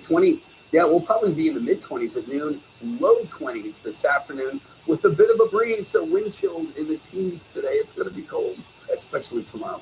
All right, we'll talk about your long-range forecast, which does include some ice and snow. Details coming up, but now we'll look at the roads. Here's Dave. Thanks. Good morning to you, Patrick. Some icy spots out there this morning. We do have a minor two-vehicle accident, Kensington Avenue and Pulteney Avenue. They do have a tow truck on the scene here now. This is for a broken down vehicle on the 90 West ramp to the inbound 33. There's another stranded motorist. It's on the outbound 33 at the 90 on the right shoulder. This morning here is a live view of the 219 North on the left at Southwestern Boulevard. Everything is moving well there and headed into downtown on the 190 South on the left here at Ontario Street. Also in good shape. Again, neighborhood side streets, some of the secondary roads are going to be very slick this morning. And also the bridges, overpasses, and on and off ramps reduce their speed this morning. Back to you, Pete and Melissa. Okay, Dave, thanks for the heads up this morning. Developing overnight, the U.S. Secretary of State Marco Rubio says El Salvador's president is offering to accept deportees from the U.S. Include any of those from any nationality, including violent American criminals that are imprisoned here in the States.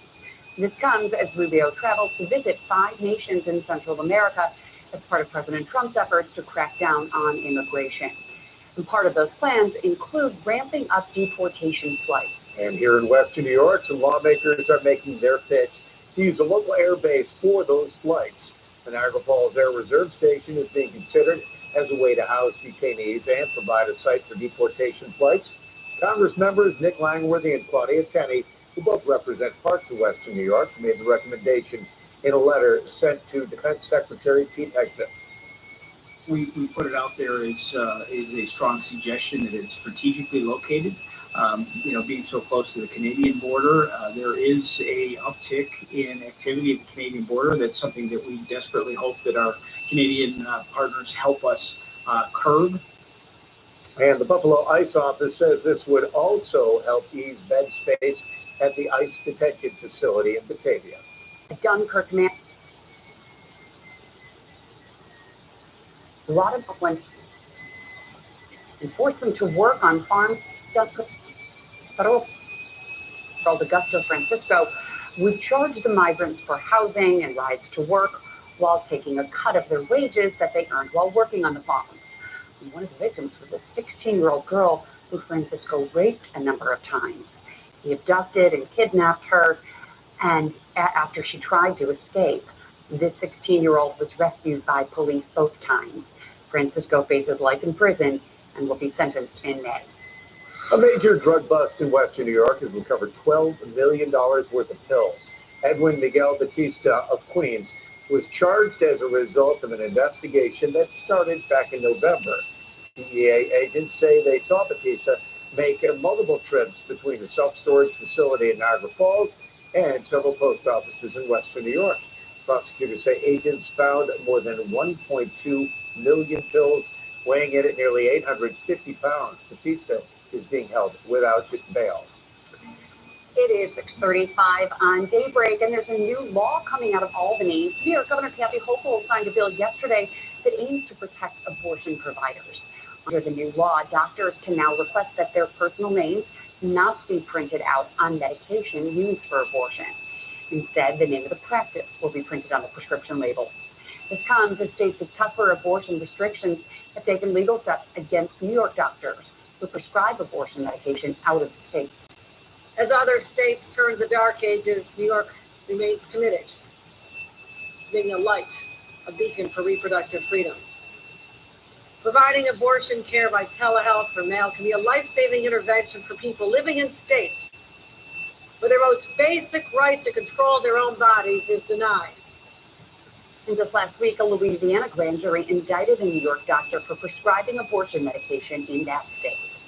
The governor also announced more than $3.4 million in funding will help reduce gun violence here in Western New York. It's part of the effort to support Snug Street outreach programs.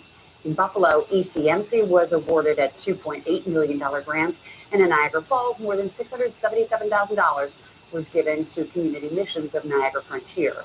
The grants will allow professionals to work with at-risk individuals. 6:36 now, and if you drive through North Tonawanda as part of your commute, you're going to want to be mindful on the roads. There are some newly installed cameras in places like school zones. It's part of a program called Let's Drive Safe. Those cameras will help track unsafe driving habits like running stop signs, speeding, and cell phone use. The initiative was inspired by an incident that happened months ago when a crossing guard near a school was hit by a driver who allegedly ignored traffic laws. I want to look at ways that we can make our streets safer, make pedestrians feel safer, and really just improve our intersections and roadways. Now, the cameras will move weekly, but officials won't reveal their exact locations to prevent drivers from just adjusting their behavior because they know they're being watched. And with this being a data-only program, no tickets will be issued at this time. 6:37 on Daybreak, and we are getting new record numbers coming out of the Buffalo Niagara International Airport. Now that the holiday travel season is behind us, new numbers show the airport saw 5 million passengers travel through it in the past year. It's a major milestone, and it marks a return to pre-pandemic numbers. A spokesperson with the NFTA attributes the growth to multiple factors, including the 12 new nonstop routes that have been added. Buffalo already has its eyes set on the next goal, with the hopes to get 5.5 million travelers by this time next year. Well, a national reading program is expanding its footprint here in Western New York.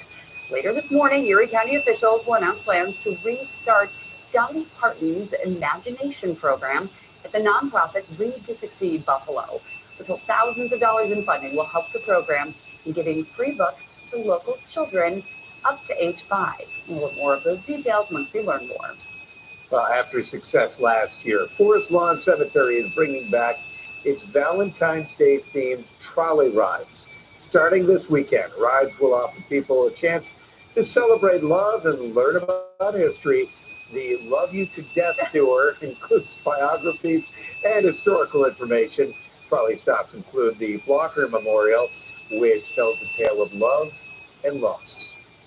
The concept "love you to death" really comes from that phrase, meaning to love something so much. And what better place to talk about love than a cemetery? And you wouldn't believe how many love stories we have here, both romantic love, but also love of all kinds, neighborly love, patriotism, love of music.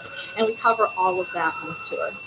And there are only a couple of tickets left for this weekend, so you want to act fast. Tours will also take place, though, Valentine's Day weekend. For more information, you can just head to WGRZ.com. Till death do us part, right? That's right. And yeah, they stopped by Rick James' grave site for his love of music. How Yes, there you go. He had a romantic side, you know he did. Yeah, You know he did. you are a super freak after all, Patrick. And she was a very special girl. Yeah, that's right. Okay. All right, moving on. Let's take a look and show you what's going on outside. It's getting a little cooler as the day unfolds. Good morning, everyone. Bus stop. It's going to be dry, right around 30 or so. But as the kids come home, there could be some snow showers around, and temperatures will be 5 to 10 degrees colder than it is now. So it is going to be getting chillier. In fact, by 4, we're down into the low to mid-20s. Snow showers will have passed through for the most part by then, but we could see a few around midday into the early afternoon. Tomorrow morning, yeah, it's going to be half the number that we have now. We're going to be in the low to mid-teens, and we're going to stay in the 20s with a mix of sun and clouds. It's Thursday morning that may have more of an issue as we bring in some freezing rain around here. It doesn't look like a major event at this point, but ice and travel not always go hand in hand. So we're going to have to watch how slippery things may get Thursday morning, and then it should transition to rain after that. On Friday, we're colder again, and then we're watching another system for the weekend that will bring some snow, Saturday, late in the day, evening, maybe mixed with some sleet Saturday night. So that's the system to watch. We have 2 on the way, and more next week. Have the long range forecast coming up. Okay, Patrick, thank you. And coming up after the break, a rundown of your local headlines, plus finding beauty through hair and connection. How the Roswell Salon is offering kitchens and makeup look inside and out.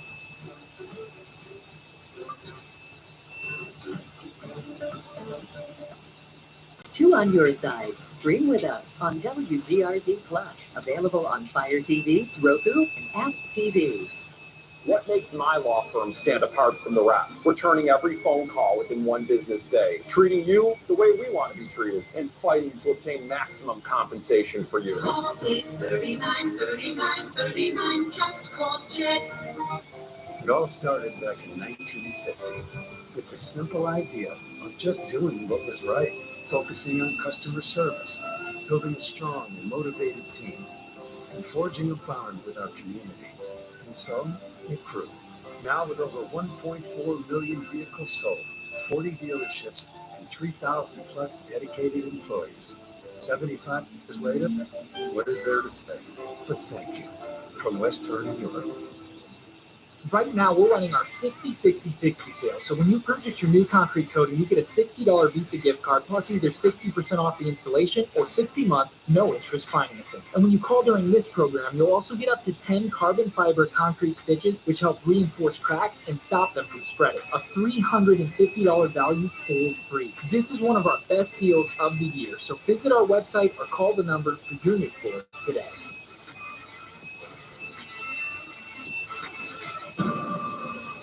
Are you ready for winter in New York State? Ready for thrills like this? Discoveries like this? Views like this? Are you ready to make memories? Plan the perfect trip or have an impromptu getaway. It's time to explore everything that makes New York easy to love. Discover more at iloveny.com. Best results, happy clients. That is Jed's mission. Just call Jed now at 839-3939. Call 839-39-39, just call Jed. Willoughby Insurance, over 70 years of success. See this right here? This is the first Willoughby storefront location. If you own your own independent insurance company, maybe you're thinking about selling, maybe you're thinking about retiring, you need to talk to Craig. That's right, Am. We're looking to grow. If you own an independent insurance agency, you're looking to retire, maybe sell, feel free to give me a call. I'd love to sit down with you and talk.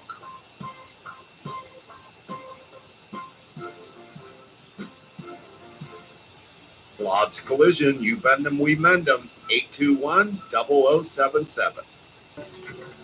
Welcome back. 6:44 now on Daybreak, and we're celebrating Western New York and a special salon that is making cancer patients feel beautiful. 2 Insights Lauren Hall explains how the salon is giving them a makeover while also making them feel good inside and out. From the in-house salon at Roswell Park, which has a new name as of now. Ever since Kimberly Parker was diagnosed with uterine cancer 2 years ago, she has had a lot of appointments at Roswell Park. Yeah, I started off with surgery and then radiation and then chemotherapy. Now I'm currently doing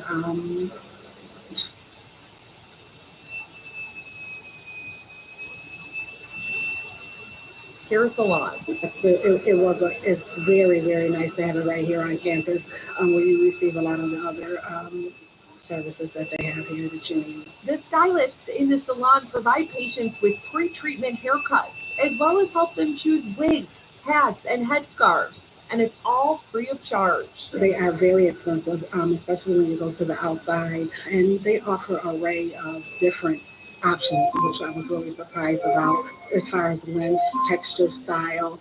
And you could imagine they have it right here in the salon. And now, this oasis has a new look, name, and partner. The New Era Cap Foundation's Elevate Salon. You don't feel like you're there for any type of cancer treatment. You feel like you're there getting taken care of, getting pampered, being loved. So it really does. It's a confidence builder. It's wonderful.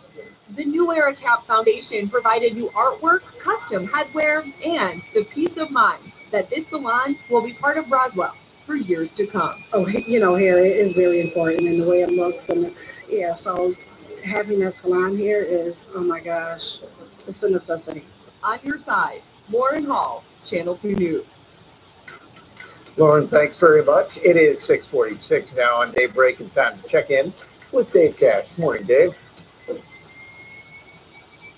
Good morning to you, Pete and Melissa. We do have a minor accident. 2 vehicles involved, no injuries at Kensington Avenue and Pulteney Avenue this morning. Use caution because area roads, especially neighborhood side streets, are very icy as you head out the door. They have a flatbed tow truck here for this vehicle that slid into the fence and off the right side of the ramp from the 90 west to the inbound 33. We also have got a broken down vehicle that is on the right shoulder of the outbound 33 right at the ramp to the 90 west with its flashers on this morning. Use caution on the bridges, overpasses, on and off ramps. Here's a live view of the 190 south on the right of the off ramp to the Skyway, 190 north on the left at Church Street this morning, moving well on the major routes. And today from 9 a.m. till 2 p.m., they're going to have lane restrictions on the 219 north between Big Tree and Mile Strip Road, 9 a.m. till 1 p.m. for traffic transmitter installation. I could explain it to you. We don't have enough time left on Daybreak. Back to Pete and Melissa. Okay, thank you very much, Dave. We'll just have to look it up. 6:47 now on Daybreak. It's time for the stories you need to start your day.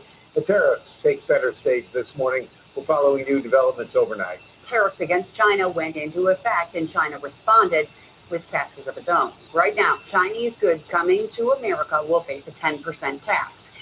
In return, China will tax U.S. coal, natural gas, oil, and pickup trucks, among other products. Meanwhile, tariffs on Mexico and Canada are currently on hold for 30 days as negotiations continue. The trial is scheduled to begin today for the man accused of trying to kill author Salman Rushdie at the Chautauqua Institution in 2022. Hadi Matar faces charges including attempted murder, assault, and providing support to terrorists. The trial has been rescheduled several times this last year. Matar rejected a plea deal that would have shortened his potential prison term. A retired Buffalo police officer accused of shooting a teenager is expected to be back in court. 65-year-old Antonio Roman was charged with assault and reckless endangerment. He's accused of approaching a group of people suspected of stealing from vehicles. He's accused of shooting a teen in that group. He's pled not guilty to the charges against him. If he is convicted, he could spend up to 25 years in prison. Switching gears now, this morning we are celebrating West Seneca West students who are getting a feel of what their future could be if they go into this business. That's right. And Daybreak's Natalie Fass is in studio now to tell us more. Good morning, Natalie.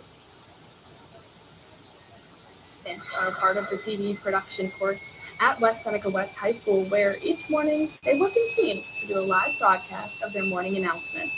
Their classroom is complete with a full studio setup, including 2 sets. They have a green screen to do the weather and cameras equipped with teleprompters. They also have a full control room and equipment for students to take out of the classroom to work on stories. The most impressive part of the entire class is that each broadcast is run 100% by the students, with guidance from their teachers, of course. Their broadcast is live throughout the school at the end of their first period each day. The students told me that while it's a challenge sometimes to be independent and to work together, it makes them feel like real adults, and they love the feeling when each show goes well. Pete, Melissa? All right, Natalie, thank you. Well, acting Buffalo Mayor Chris Scanlon is set to give testimony in Albany today.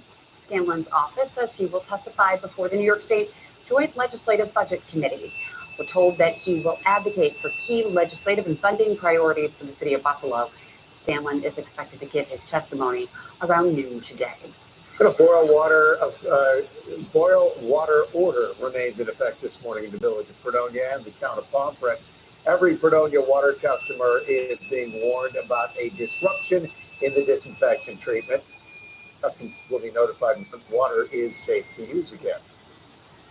To our newsroom, a boil water order and oil and water conservation notice is in effect for the village and town of Warsaw. Officials say that the water system lost pressure last night because of a water main break. North Tonawonda's popular farmers market is coming into focus. During his State of the City address yesterday, Mayor Austin Tyler said he's applied for a $750,000 grant to help renovate the space. North Tonawonda's farmers market has been voted America's #1 farmers market for 2 years in a row. A firefighter was rushed to the hospital after a house fire in Corfu, and we're told the injured firefighter fell off a ladder. Fortunately, no one was inside the home at the time of the fire on East Main Street. The county's director of emergency management says that the home appears to be a total loss. And the Sabres will wrap up their homestand against Columbus tonight. The big lineup question is circling around star forward Tate Thompson. He has 8 points over the last 3 games, but took a headshot in the third period against New Jersey at the lead the game. We'll learn more about his status this morning in just a few hours. Right now, a live look outside, 61 and 28 degrees. Stay with us. Daybreak will be right back.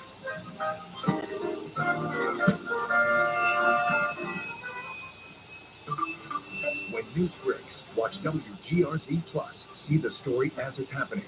Be on the scene faster than ever before. Live updates from the team you trust. Stream breaking news on WGRZ Plus. Download free on your TV now. This morning on Today, Bill Gates one-on-one with Savannah Guthrie and his first live interview about his new memoir. He opens up about family, Microsoft, and how technology is shaping our future. This morning only on Today. My self-esteem wasn't where it should have been because I was really, really self-conscious about my teeth. When I walked into Shack and Dental, I was instantly ready for the residency program. I knew that that is what I needed. I needed the discount. I needed the dentist that was going to fix everything. My self-esteem is already getting much, much, much higher just for starting the procedure. Call Shadpen Dental Health today at 43 Smile and get back on track with your dental care. Truck crash? Call Solino. We get you paid when you call 8.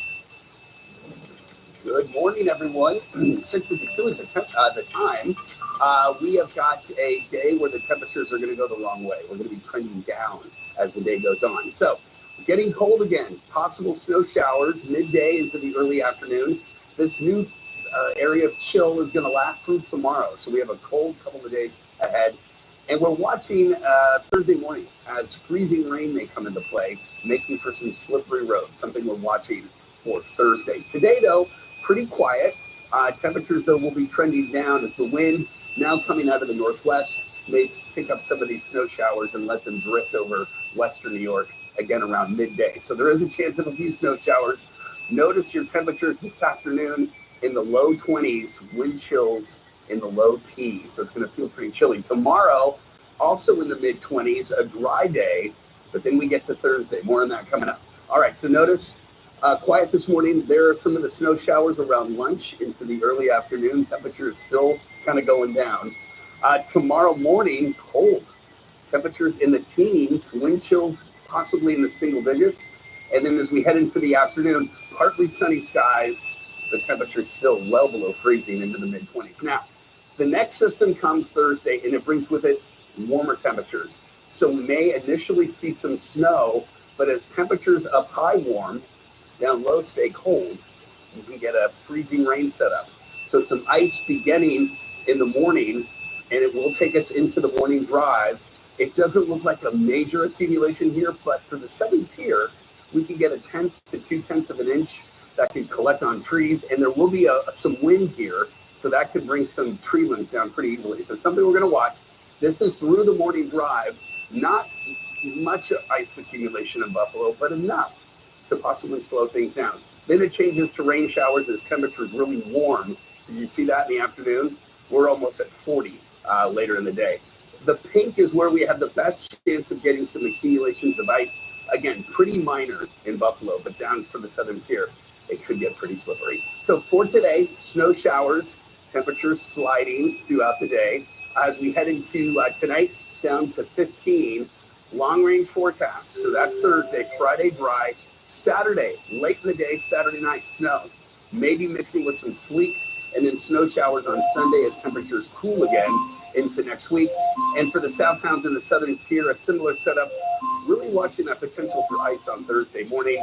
And then the next system we're watching brings snow Saturday, late in the day, Saturday night with some sleet into Super Bowl Sunday, which will feature snow in the morning and getting cold again. As this warm February that we advertised is coming to fruition. That we advertised? That you Alexa, brought. okay, it's going to be warmer than January. But It doesn't take much to be warmer than January either. It looks really active storm-wise for the next 2 weeks. So lots of opportunities for these snows and sleets. But as long as it stays around freezing, I consider that a warmer February. Exactly, good point. Positive Pete. Yep, that's me. Everyone knows it. Thanks for joining us. Bye, David. everybody. Continue with us and watch free now on the WGRZ Plus app. Slower clock drains wreaking havoc on your home? Roy's is here to help. For a limited time, get an interior drain cleaning for just $149 or an exterior drain cleaning for $249. Contact Roy's Plumbing, Heating, Cooling, and Electrical today, and we'll take the worry away. You cannot miss this. Let's go! The Harlem Globetrotters are here. Get your tickets today. Go to HarlemGlobetrotters.com for tickets to the 2025 World Tour, presented by Jersey Mike Subs. After a truck hit me, my attorneys now at the Barnes firm got me $5 million, 5 times more than insurance offered. When a car hit me, all of my attorneys now at the Barnes firm, they got me $2 million, 40 times more than the insurance offer. Is your case worth more than the insurance company says? Call us. You might be surprised. My job accident was worth 11 times more. What's your case really worth? Call now and find out. Call 1-800-8 Seriously, come on. Wow. Hello? Precision Garage Door? Rain, sleet, or snow. When you need us, we'll be there. The heroes you deserve. At Precision Garage Door Service. Phones answered 24/7. Call by Wednesday for a free service call with repair. We'll be your hero. Thanks, Precision Garage Door. You're my hero.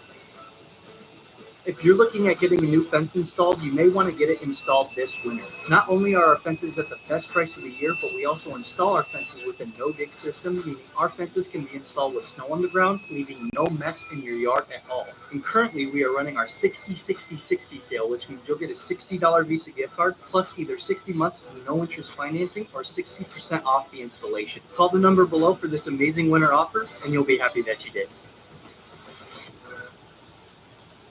Extreme Discount Mattress makes luxury affordable. This Ernest Hemingway queen-size mattress was priced over $6,000 on Wayfair. The extreme luxury price is just $29.99. Well, we sell mattresses for less, a lot less.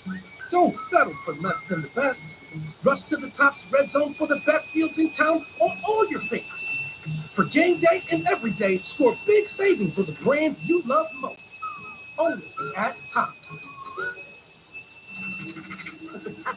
What is this? I multiply my winnings 50 times by playing the new bonus 50x scratch-off game. So I built a time machine to multiply the feeling of winning over and over again. But what is this?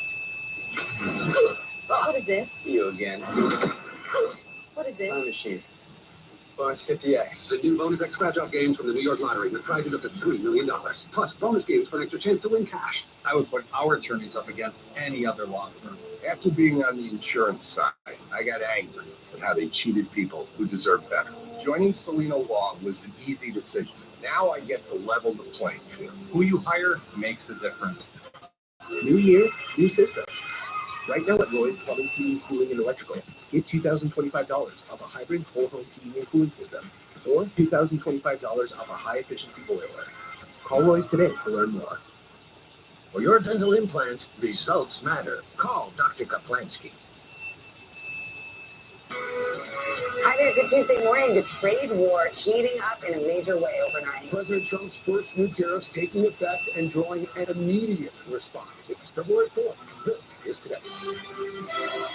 Breaking overnight, the U.S. starts imposing tariffs on Chinese imports, China already retaliating with its own taxes on American goods, including U.S.-made cars, machinery, and fuel. But President Trump now delaying those tariffs on Canada and Mexico after both countries have agreed to boost border security. So, what does it all mean for the economy and your wallet? We'll have the very latest. Growing scrutiny. Elon Musk facing new questions over his major role in the White House and his push to downsize the federal government. Now, given a new title and top secret security clearance. American flew to aid at a standstill with Musk at the center of that shootout. What critics are saying this morning. Air safety in the spotlight. New clues emerging in those deadly crashes in Washington and Philadelphia. It's tragic in everything imaginable that you could think of. Straight ahead, the investigations and recovery operations moving forward at both sides. And the questions that still need to be answered. Courtroom chaos. A shocking scene caught on camera in Arizona. A murder suspect attacked by the victim's family. A court officer hurt in the melee. The details just ahead. Wild weather. Parts of the Pacific Northwest buried by a major snowstorm, but farther south, record high temperatures stretching from coast to coast. We'll have your full forecast. All that plus one-on-one. The world knows Bill Gates is co-founder of Microsoft and one of the richest people on the planet. He's here live, opening up like never before on the start of his journey to the top and why it almost didn't happen. And Philly fanatic. 1, 2, 3. Thank you. The young Eagles fan surprised with playoff tickets and winning millions of hearts with his own kindness. Join us live in Studio 1L. His inspiring story as we count down to Super Bowl 59 today, Tuesday, February 4th, 2025. From NBC News, this is Today with Savannah Guthrie and Greg Melvin, live from Studio 1A in Rockefeller Plaza.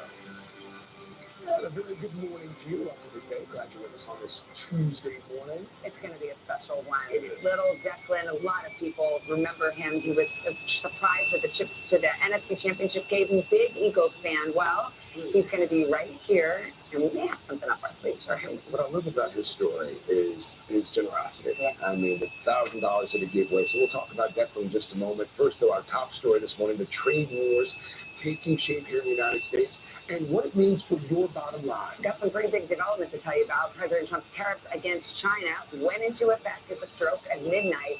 And just a short time later, Beijing announced its own tariffs, retaliatory tariffs against the United States, up to 15% on select imports, including coal, crude oil, farm equipment, and certain cars. And that is set to go into effect next Monday. And this is all coming amid a temporary truce with Canada and Mexico after a day-long standoff over President Trump's planned tariffs on those countries. We've got it all covered for you this morning, including what happens next and what it means for your wallet. NBC's senior business correspondent Christine Roman starts us off. Christine, good morning. Good Tuesday morning to both of you. You know, it was a chaotic 24 hours with trade threats and U-turns, and all of it matters for the price you pay.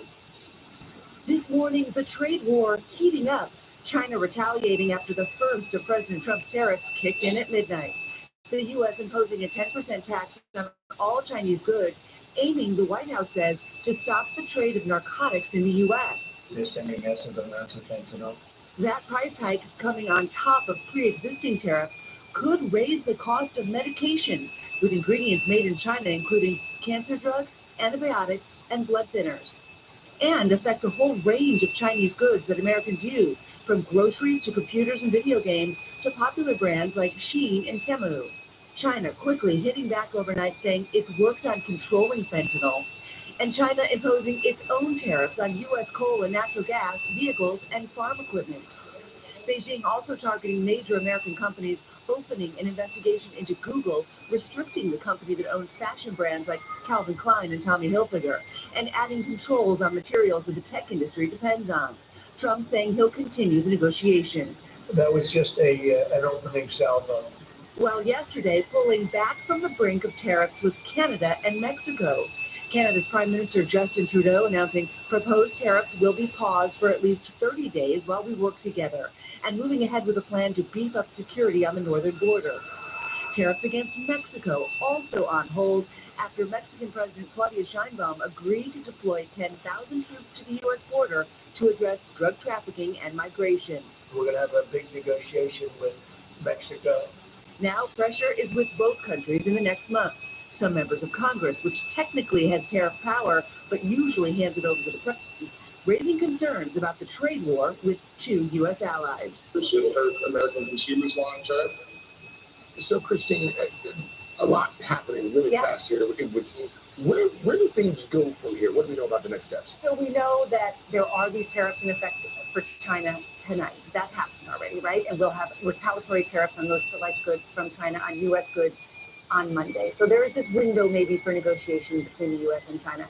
There's a pause button has been hit on tariffs for Mexico and Canada, but still, that means March 2nd, we're right back where we started here with basically President Trump holds the key here to whether there will be these import taxes that go into effect on so many more goods that are imported in the U.S., and that, of course, raises prices for American consumers. So when people are out there shopping, what's the first thing they're going to see in terms of higher prices? I mean, there's a big concern about people who watch prescription drug and especially drugs and antibiotics and a lot of the stuff that comes from China. That could be the first fuel that you see on this higher price fire right now. But the question that economists look at is not whether prices will rise because of tariffs and a trade war, but when and how much. So that's the next question, when consumers start to see higher prices for the things that they need, because that's what trade wars do. They add import taxes. A tariff is a price paid on something as it comes to the U.S. border.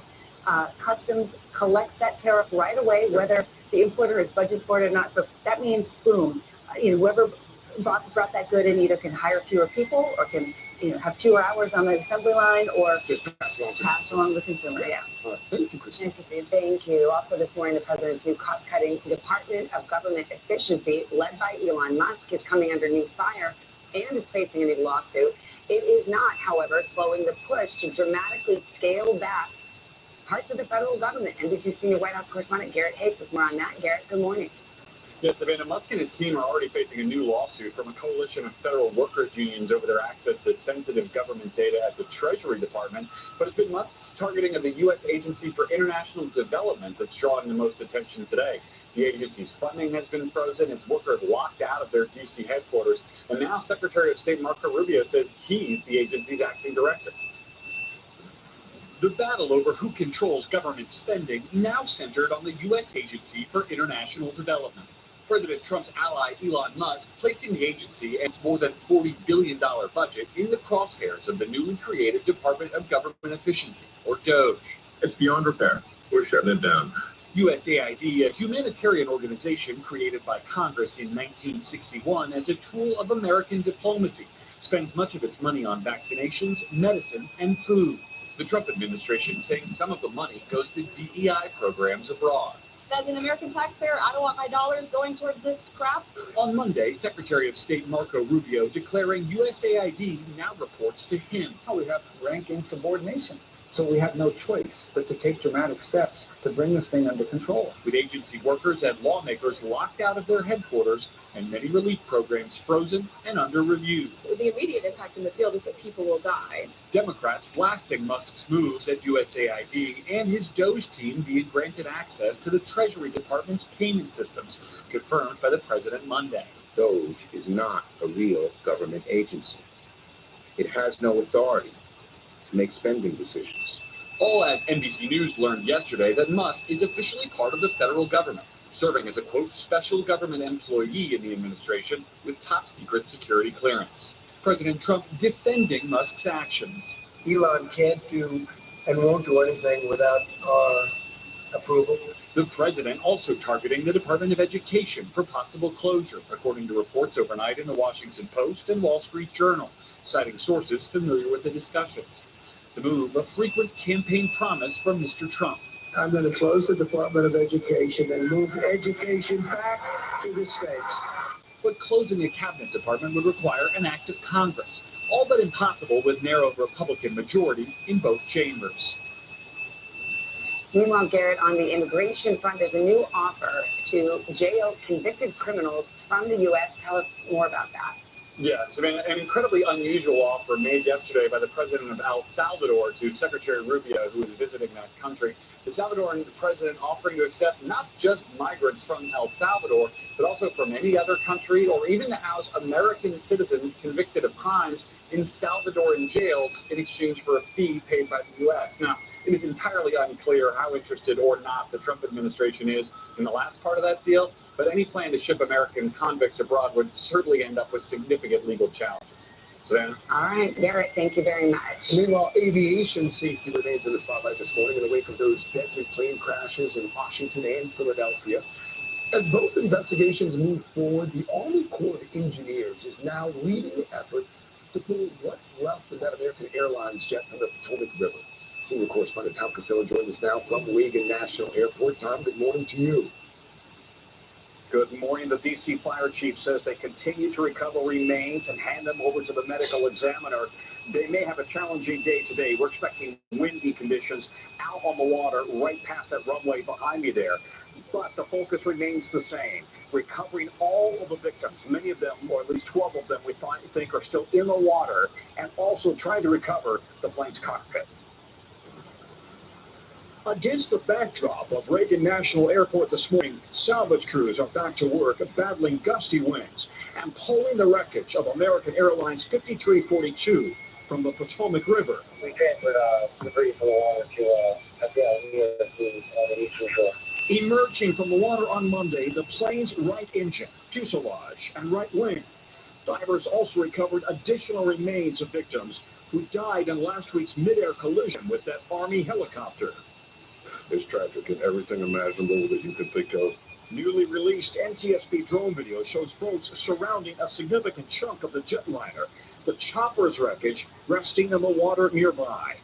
The investigation now focused on how the collision happened at roughly 325 feet, according to the plane's black box, well above the 200 feet maximum allowed for helicopters. It's important for us to not speculate, because there are all kinds of reasons that you could deviate from an altitude. For now, the airspace near the airport remains closed to all helicopters except police and medevac choppers. Captain Jason Ambrosi is the president of the Airline Pilots Union. Everything that adds risk to aviation, taking a layer of risk out of it, taking the helicopters away is a step in the right direction because it mitigates that risk. Earlier in the day, the nation's new Transportation Secretary, Sean Duffy, visited the site of another deadly plane crash in northern Philadelphia, where a medical transport jet plunged to the ground shortly after takeoff, killing all 6 people on board the Learjet 55 and 1 in a car on the ground. Investigators say at least 24 were injured, including 2 in critical condition. If you look at the impact and how deep that crater is, it was a very steep angle at which that aircraft came down. Yeah, the NTSB has brought now the black box, the cockpit voice recorder from Philadelphia to the NTSB lab in Washington for a review. Back here to this crash site in Washington, the NTSB today expected to release the details of the helicopter's black box. That should give a real accurate reading on its precise altitude just before the crash. Investigators have already interviewed all of the controllers who were in the control tower at the time. Craig? Tom Costello for us there at Reagan National. Tom, thank you. We turn now to a chaotic scene. It was caught on camera, happened in an Arizona courtroom. It was a hearing for an accused murderer, and you can see what happens. A relative of the victim leapt over a partition and rushed the suspect, sparking a fight that happened right there under the judge's bench. NBC's Liz Coitz has the story this morning. Liz, good morning. Hey, Savannah, good morning. Yeah, this video is shocking, but it's certainly not the first time we've seen safety compromised in a courtroom. This frightening incident happened on Friday morning during a hearing, and it lasted for nearly a minute and a half. What started as a routine hearing Friday morning in Albuquerque quickly erupting into chaos when a man got up from his seat in the courtroom, jumped a partition, and tackled the defendant right in front of the judge. The brazen attack caught by courtroom cameras. The defendant, Alexander Socorro Ortiz, is accused of fatally shooting his 23-year-old ex-girlfriend, Aliana Farfan, last January and has pleaded not guilty. The man who attacked him in court, now identified by authorities as Farfan's uncle, Carlos Lucero, and her stepfather, Pete Yasasi, who also joined the brawl. The two men can be seen throwing punches in the pileup that, according to criminal complaints, includes the defendant and his father, who also joined the fight from the gallery. A court officer who tried to break it up was battered during the brawl. The incident finally ending when a corrections officer pulled out his taser and armed deputies rushed in to detain the attackers. Both Lucero and Yasasi arrested and charged with assault on a jail and battery of a peace officer. How common is it to have attacks or threats like this in a courtroom? Attacks like this, these emotional, impromptu acts of violence occur probably daily in courtrooms across the country. Last January, a terrifying incident in a Las Vegas courtroom during sentencing. A convicted man launching himself over a Nevada judge's bench and attacking her before being subdued by a law clerk and court marshals. The judge escaping with minor injuries, but the violent scene leaving a court marshal with a head injury. And just last April, this brawl in a main courtroom caught on camera. It started moments after a convicted murderer was being sentenced, and the brother of the victim leapt across the courtroom in a rage. These shocking attacks in the halls of justice raising questions about courthouse security. And one of the men involved in this latest courtroom brawl in New Mexico saying after the incident, he killed my niece like a coward. It was worth every moment. Court officials say they see these displays of violence regularly and that they do highlight the need for more courtroom security, with emotions clearly running very high in these instances. Savannah? It is. Thank you. Parts of the Pacific Northwest are still recovering this morning from a huge winter storm that hit the region over the last couple of days. Western Washington took the brunt of it. This